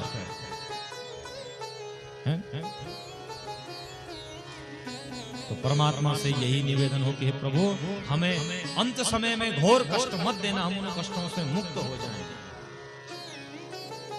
तो यमराज ने इनको दिव्य आशीर्वाद दिया और बंधुओं अनेक वर्षों तक इन्होंने इस धरा में बंधुओं निवास किया और मैया भगवती का पूजन करने के पश्चात दोनों के दोनों साक्षात भगवान के दिव्य उस वैकुंठ को प्राप्त चलेगी, दिव्य उस लोक को प्राप्त हो गए। बोल जगदम्बे मैया की जय। अब स्वदा नाम की देवी का वर्णन आता है कि स्वदा नाम की जो देवी थी, इस देवी ने तप किया भगवान को प्राप्ति का। कृष्ण को पति रूप में वर्ण करना चाहती थी, लेकिन बंधुओं इस कन्या का विवाह देवताओं ने कहा, ब्रह्मा जी ने कहा, बोले हे स्वदा तुम्हारा विवाह हम अग्नि के संग में करना चाहते हैं। तो ये रोने लगी। तो भगवान ने कहा चिंता मत करो, अगले जन्म में तुम राजा नग्नजीति के यहाँ नग्नजीति के रूप में आओगे और भगवान की अष्टपट रानियों में भगवान तुमसे विवाह कर लेंगे। बड़ी प्रसन्न हो गई। तो ब्रह्मा जी के कहने पर इस देवी का विवाह, स्वाहा का विवाह किया गया अग्नि के साथ। इसलिए जब आपने हवन किया ना, तो हवन के समय में क्या बोलते हो आप? स्वाहा। तो आपके द्वारा जो हवन सामग्री है, पंडित जी मंत्र बोलते हैं, गणेश जी का मंत्र, दुर्गा का मंत्र, भगवान विष्णु का मंत्र, सब देवताओं के अलग अलग मंत्र हैं। तो 100 मंत्र कहते हैं। ओम गणानां त्वा गणपतिगं हवामहे, प्रियाणां त्वा प्रियपतिगं हवामहे, निधीनां त्वा निधिपतिगं हवामहे, वशो मम आहम जानि गर्भधमा त्वं जासि गर्भधम्मः, गं गणपतये नमः स्वाहा। तो ये स्वाहा नाम की जो देवी है, ये करती है डाकिया का काम, है ना। जन डाकवान क्या कर दो छो कि तुम्हारी चिट्ठी घर घर पहुंचाना है ना। जय को पता होल चिट्ठी में लिखो फलाना गांव को, तो डाकवान ठीक उसी के घर में चिट्ठी देते थे। तो यानी यह स्वाहा नाम की जो देवी च ना, तो जय देवता का नाम लिए जान दो, उस देवता तक उस भोज्य सामग्री को पहुंचाने का कार्य किया करती है। हाँ, तो इसलिए हवन के समय में स्वाहा जरूर बोलना, खाली जौ तिल फूकना नहीं चलना। कई लोग उदपनी जरा हमारे गारम जौ तिल फूक दिया, बंधुओं फूका नहीं जाता, वो तो निवेदन किया जाता है, भगवान अर्पण किया जाता है। तो स्वाहा जरूर बोलो। इतने में स्वदा नाम की जो कन्या थी, इसने भी ब्रह्मा जी का तप किया और ब्रह्मा जी ने कहा, बोले हे देवी तुम्हारा विवाह हम देवताओं के पितरों के संग में करवाएंगे। तो स्वदा नाम की कन्या का विवाह, स्वदा नाम की कन्या का विवाह पितरों के संग में कर दिया गया। और कहा हे देवी तुम पितरों तक इस जल को पहुंचाने का कार्य करना। तो जो भी आप जलांजलि तिलांजलि अपने पितरों को देते हो, तो आचार्य जी कहते हैं अमुक नाम है, तस्मै स्वदा नमः, तस्मै स्वदा नमः, तस्मै स्वदा नमः। तो ये स्वदा नाम की देवी उन पितरों तक आपके द्वारा अन्न जल इत्यादि जो अर्पण किया जाता है उसको पहुंचाने का कार्य करती है, स्वदा नाम की देवी है। तो स्वाहा और स्वदा इन दोनों का बड़ा महत्व है। तो 100 बंधुओं पितरों की कन्या के रूप में ये पवित्र हुई। एक मूल प्रकृति के अंश से बंधुओं मां भगवती का जन्म हुआ। राजा प्रियव्रत की मालिनी नाम की पत्नी से अनेक पुत्र हुए, लेकिन जैसा ही जन्म लेता इनकी मृत्यु हो जाती। तो मां भगवती ने आकाशवाणी की कि हे राजन तुम षष्ठी देवी का पूजन करो। और इस आदेशा के अनुसार बंधुओं आज प्रियव्रत नाम के राजा ने षष्ठी देवी का पूजन किया। और षष्ठी देवी का पूजन करने से राजा की संतान जीवित हो गई। तो ब्राह्मण देवता जब आपके बालक का जन्मदिन होता है, तो आपके बालक के जन्मदिन में मार्कंडेय जी का और षष्ठी देवी का विशेष रूप से पूजन करते हैं। और फिर दूध तिल शहद मिश्रित गुड़ उस बालक को दिया जाता है, मीठा प्रसाद के रूप में ना। तो उस दिन इस षष्ठी देवी का ये नन्हे मुन्ने बालकों की रक्षा करने वाली है। जय कुनाब गढ़वल में क्या बोलता, दे माता बे माता है ना। आपने देखा होगा कि छोटा बच्चा सोया हुआ है, अब वो सोते सोते अपने आप हंसता रहता है, फिर अपने आप कब्र में अपने आप निर्मुख कह देता है। कभी वो अपने मुख से अपने होठों को हिलाता रहता है। तो वो माँ के उस समय उस माँ के साथ में वार्तालाप करता है, उस माँ के साथ में बोलता है, और वही माता उस बालक की रक्षा करती है। लेकिन जब 6 महीने के बाद बालक जूठा खाना प्रारंभ कर देता है, तो वो माँ फिर इस बालक को छोड़ देती है। तो 6 महीने तक वो मैया रक्षा करती है इस नन्हे मुन्ने बालक के, नन्हे मुन्ने बच्चे की। तो स्वदा नाम की देवी ने प्रियवर्तक के पुत्रों की रक्षा की, और राजा ने इनका पूजन किया गया।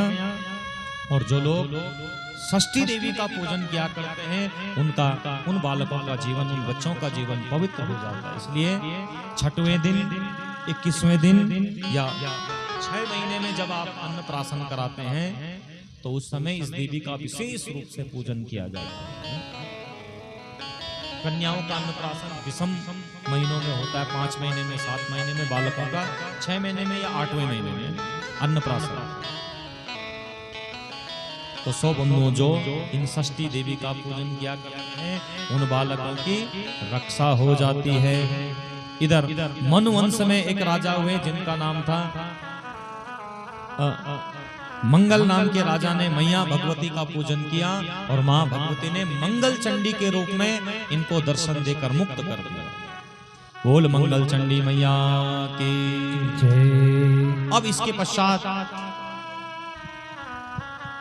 मनु महाराज की मानसी कन्या से मां मनसा देवी का जन्म होता है, और मनसा देवी के पूजन करने से बंधुओं मनुष्य अनेक प्रकार के भव बंधनों से मुक्त हो जाते हैं। ऐसी एक बार अरुण नाम का एक दैत्य हुआ, और उस दैत्य ने वरदान की पाया ब्रह्मा जी से कि बोले मुझे इस धरा में न तो मैं मनुष्य से मरूं, न देवताओं से मरूं, न मैं उस मां भगवती से मरूं, किसी के द्वारा मेरी मृत्यु न हो, ऐसा वरदान दो। न 4 पांव वाले से, न 2 पांव वाले से, न अस्त्र से, न शस्त्र से। तो वरदान पाकर वरुण बड़ा पाखंडी हुआ, और इसने देवताओं को दुखी करना प्रारंभ किया। तो सारे देवताओं ने मां भगवती की स्तुति की, और उस मां भगवती ने कौन सा रूप धारण किया? भ्रामरी का रूप। भ्रामरी जानते हो आप? भ्रमर मने भौरा, भौरे का रूप मां भगवती ने धारण किया, और इन भौरों ने काट काट के अरुण नाम के दैत्य के जीवन लीला समाप्त कर दी। अब भौरे के कितने पांव होते दयाचंद? कम से कम 8-10 फुट हुनर है, पंख। और भ्रमर का रूप धारण करके अरुण नाम के दैत्य का वध कर दिया। बोल भ्रामरी मैया की जय। और इस प्रकार से मां ने अनेक प्रकार से बंधुओं आप हम सब की रक्षा की। और तत्पश्चात उस मां भगवती ने बंधुओं गौतम जी के यज्ञ में जाकर उनको दिव्य आशीर्वाद प्राप्त करवाया। गौतम जी ने इस धरा पर सूखा पड़ गया था, और सो गौतम जी ने अनेक ब्राह्मणों की रक्षा की। इनको ईर्ष्या हो जाती है, मां भगवती की कृपा से इन सब की रक्षा होती है। और गौतम ने साप देते हैं, और भगवान कृष्ण के द्वारा फिर इन सारे सबकी रक्षा होती है। और 100 बंधुओं उस मैया भगवती ने अब अंत में शांत स्वरूप को धारण किया। या देवी सर्वभूतेषु शांति रूपेण संस्थिता, नमस्तस्यै नमस्तस्यै नमस्तस्यै नमो। शांत रूप को धारण किया, और वो मां भगवती कहाँ गई? साक्षात मणिद्वीप में मां भगवती ने निवास किया। तो मां का स्वरूप कैसा है? शांत स्वभाव है ना। जो मैया आपके घर कुटुंब परिवार की रक्षा करने वाली है, और सबके घर में शांति स्थापित करने वाली है, ऐसी मां भगवती ने कहाँ जाकर वास किया? मणिद्वीप में जाकर। तो ऐसी मैया भगवती के चरणों में हम सब वंदन करते हैं कि हे माँ, इन समस्त ग्रामवासियों पर, इन क्षेत्रवासियों पर, जितने भी श्रोता वृंद हमारे इस कथा मंडप में आए हैं, इन सब पर अपना कल्याण करना। और बंधुओं, माता रानी के इन्हीं दिव्य गुणगानों के संग में हमारी जो पावन कथा है वो अब यहाँ विश्राम होती है, क्योंकि यद्यपि नवा निधि के रूप में हम इसको श्रवण करते हैं, लेकिन समय अभाव है ना, कई कारण थे, तो 7 दिनों में आपने इस पावन कथा को सुना, मां भगवती के दिव्य चरित्रों को सुना। और जो लोग लाइव टेलीकास्ट के द्वारा हमारी इस कथा को सुन रहे हैं, जो भक्तवृंद, आप पर मैया भगवती की असीम कृपा बनी रहे। आप लोगों का प्रेम, आप लोगों का प्यार, आप लोगों का स्नेह, आप लोगों की भक्ति सदैव मैया के चरणों में ऐसी बनी रहे और वो माँ आपका परम कल्याण करे। बंधुओं, इस लाइव टेलीकास्ट के द्वारा कई श्रोताबिंद हमारे दूर दूर शहरों से जुड़े हुए हैं और इनमें 2-3 भक्त हमारे अमेरिका में भी रहते हैं। अमेरिका, कैलिफोर्निया से वो लोग इस कथा का लाइव टेलीकास्ट देखते हैं ना। कई 2-3 परिवार हमारे मुंबई के हैं, दिल्ली से हैं, देहरादून से हैं, पंजाब से हैं, हरियाणा से हैं। तो वो सब लोग अपने घरों में बैठकर इस कथा का रसपान कर रहे हैं। तो मैं माँ भगवती से निवेदन करता हूँ, हे माँ, इन भक्तों पर अपनी कृपा बनाए रखना।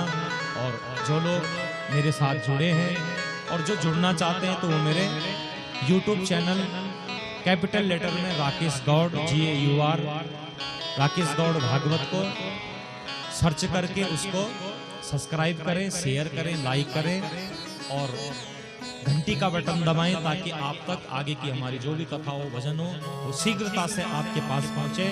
और आगे जो भी कथाएं होंगी, आप अपने घर में बैठकर उन कथाओं को सुन सकते हैं। और फेसबुक पेज पे आचार्य राकेश गौड़ आप सर्च कर सकते हैं। फेसबुक में राकेश गौड़, उस फेसबुक से भी आप मेरे साथ में जुड़ सकते हैं। और अन्य जो माध्यम है, ट्विटर है, इंस्टाग्राम है, तो उसके माध्यम से आप सब लोग हमसे जुड़ सकते हैं। और वो आज ही नहीं, कभी भी आप लोगों को यदि अगर इस दास की आवश्यकता पड़े, तो जरूर आप लोगों की सेवा में उपस्थित होने का प्रयत्न करेंगे। और चाहे वो कैसा भी कार्य हो, यदि अगर हमारे द्वारा हो और हमारी आवश्यकता पड़े, तो सदैव हम आपके साथ में खड़े हैं, है ना। और जितना हमसे हो सके, जो टूटी फूटी वाणी से हो सके, तो निश्चित ही उन कार्यों को पूर्ण करने का प्रयत्न करेंगे। और आइए बंधुओं, एक क्षण माँ भगवती के चरणों में वंदन करें और तत्पश्चात फिर कथा को विश्राम देंगे, पूर्णाहुति होगी और फिर आरती इत्यादि होगी। तो आप लोग दर्शन करें। बोल जगदम्बे मैया की जय, बोल शेरा वाली मैया की जय। तो बंधुओं, ये अंतिम भजन आज की कथा का, इस कार्यक्रम का। और जो भी लोग माँ भगवती के चरणों में नृत्य करना चाहें, प्रेम से झूमना चाहें, आनंद के साथ झूमना चाहें, तो आप लोग भक्ति और भाव के साथ में इस भजन का आनंद लें, तालियों के साथ में गाएं बड़े प्रेम से, है ना। दूर दूरस्थ के लोग जो देखें कि हाँ, कमणी गांव के भक्तों में 7 दिन में भक्ति का कुछ अंश जागृत हुआ, है ना। तो ये देखो, ये कैमरा मैन कर दिया, ये देखो। बोल जगदम्बे मैया जय। ओम नमो भगवती ज्योत जागे, ओ माता तेरी संध्या जागे। ओम नमो भगवते ज्योत जागे, ओ माता तेरी संध्या जागे।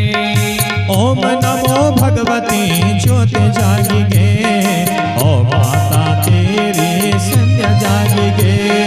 ओम नमो भगवते ज्योत जागे, ओ माता तेरी संध्या जागे।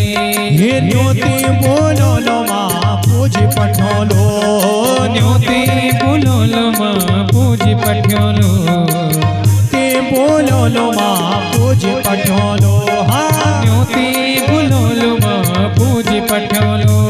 ये भक्त वाणी का माता त्वेत मनोलो, भक्त वाणी का माता त्वेत मनोलो। ओम नमो, ओम नमो भगवते ज्योत जागे, ओ माता तेरी संध्या जागे, ओ माता तेरी। सब गाइए, दोनों हाथ उठाकर बोल दीवा मैया।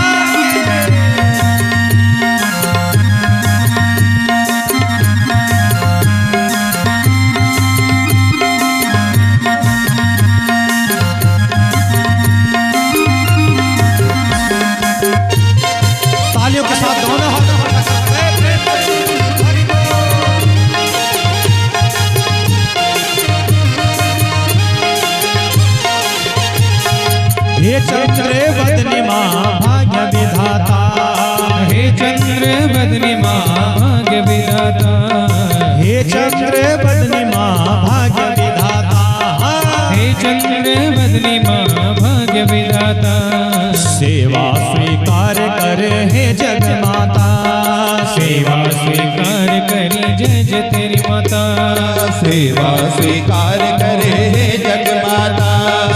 ओम नमो भगवते ज्योत जागे गे, ओ माता तेरी संध्या नागे गे, ओ माता तेरी संध्या जागे गे, ओ माता तेरी संध्या नागे जय हो।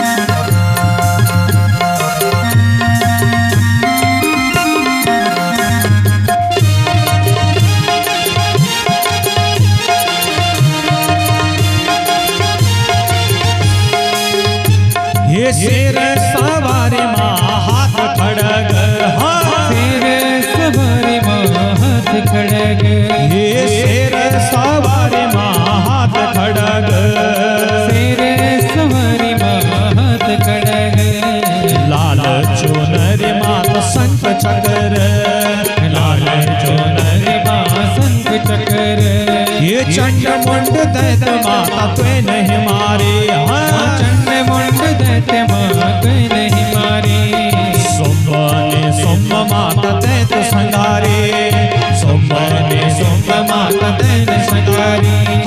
ओम नमो, देखिए ऐसा बिल्कुल आनंद नहीं आ रहा, दोनों हाथ सभी लोग ऊपर करें। ये ओम नमो भगवते ज्योत जागे गे, ओम नमो भगवते ज्योत जागे गे, ओ माता तेरी संध्या नागे गे, ओ माता तेरी संध्या जागे गे।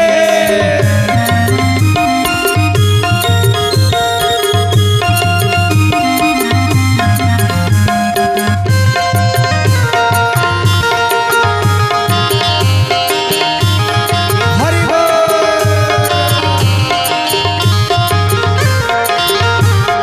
भक्त तेरा माता गुणगान गाना, भक्त तेरा माता गुण गण गाना, अरे संध्या भाव से माता सेवा लाना, संगा भाव से माता गाना, अरे दर्शन दे जाए देवा माता, दर्शन दे जाए देवा माता, नो बोलो ना नो के तो महारानी। हाँ हाँ ओम नमो, ओम नमो भगवते ज्योत जागे गे, ओ माता तेरी संग जागे गे, ओ माता तेरी संग जागे गे, ओ माता तेरी संग जागे गे, ओ माता तेरी संध्या जागे गे। और जगदम्बे मैया की जय। एक क्षण दीवा के चरणों में वंदन करें। अरे रसोलियों की मेरी माता दीवा है, हे माते ते मेरो प्रणाम, रसोलियों की मेरी माता दीवा है, हे माते ते मेरो प्रणाम, रसोलियों की मेरी माता दीवा है, हे माते ते मेरो प्रणाम। रसोलियों की तालियों के साथ में गाइड हे माते प्रणाम, हे माते ते मेरो प्रणाम, हे माते ते मेरो प्रणाम। जय हो।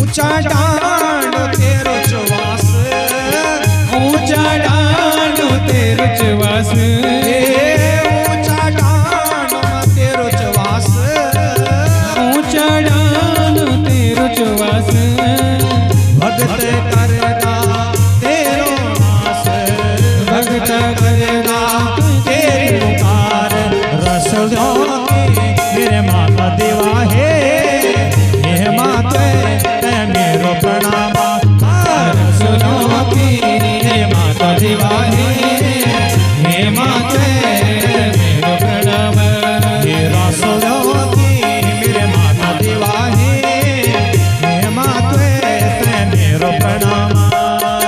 हे माते सब गाए ताली मेरो प्रणाम, बोल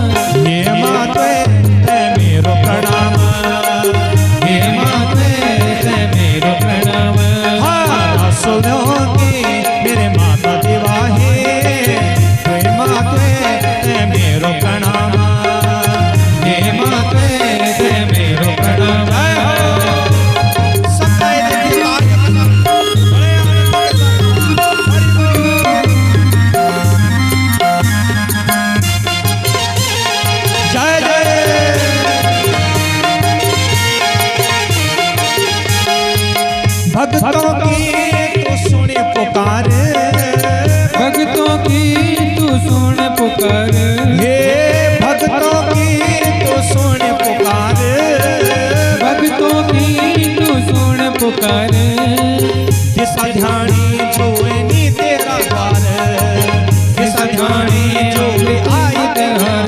हाँ सुनो की मेरे माता देवा हे माता ते मेरो प्रणाम, सुनो की मेरे माता देवा हे माता ते मेरो प्रणाम, हे माता ते मेरो प्रणाम, हे माता ते मेरो प्रणाम, हे माता ते मेरो प्रणाम। हे सुनो की मेरे माता देवा हे माता ते मेरो प्रणाम, हे माता ते मेरो प्रणाम, हे माता ते मेरो प्रणाम, हे माता ते मेरो प्रणाम। रसोलों की मेरे माता देवा हे माता ते मेरो प्रणाम, हे माता ते मेरो प्रणाम। बोल जगदम्बे मैया की, बोल देवा मैया की। तो एक क्षण मां भगवती का स्मरण करें।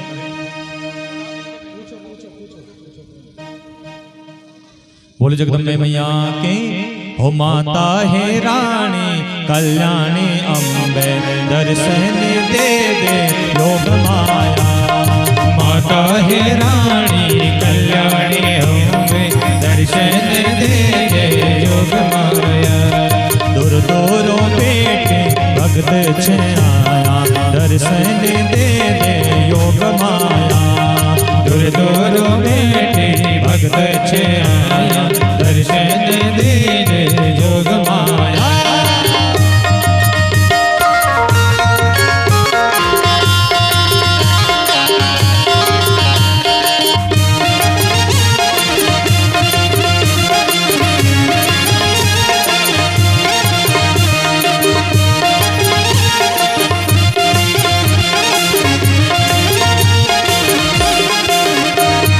दूर दूरों बेटे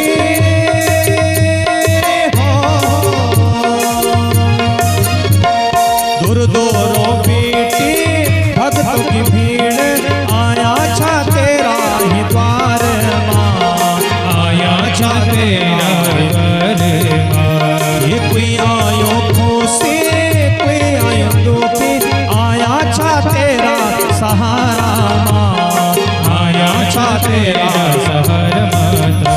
हाँ माता है रानी कल्याणी अम्बे दर्शन दे दे योग माया, सच्ची माता है रानी कल्याणी अम्बे दर्शन दे दे योग माया।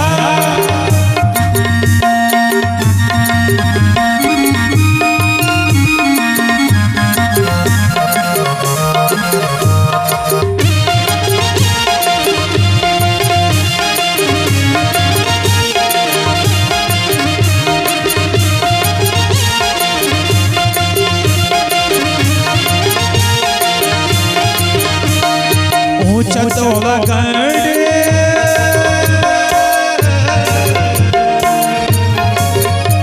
ये ऊंचा चौगढ़ तेरो मंदिर चरणों में भगत गंगा, चरणों माँ भगत गंगा माँ।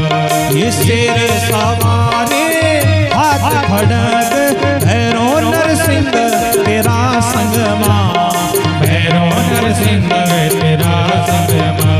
माता हे रानी हो कल्याणी अम्बे दर्शन दे दे योग माया, सच्ची माता है रानी कल्याणी अम्बे दर्शन दे दे योग माया, दर्शन दे दे योग माया, दर्शन दे दे योग माया।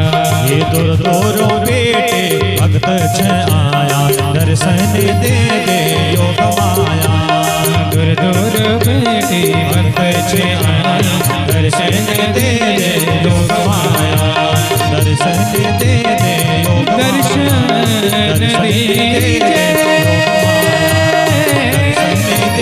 दर्शन दीजिए, योग माया, दर्शन दे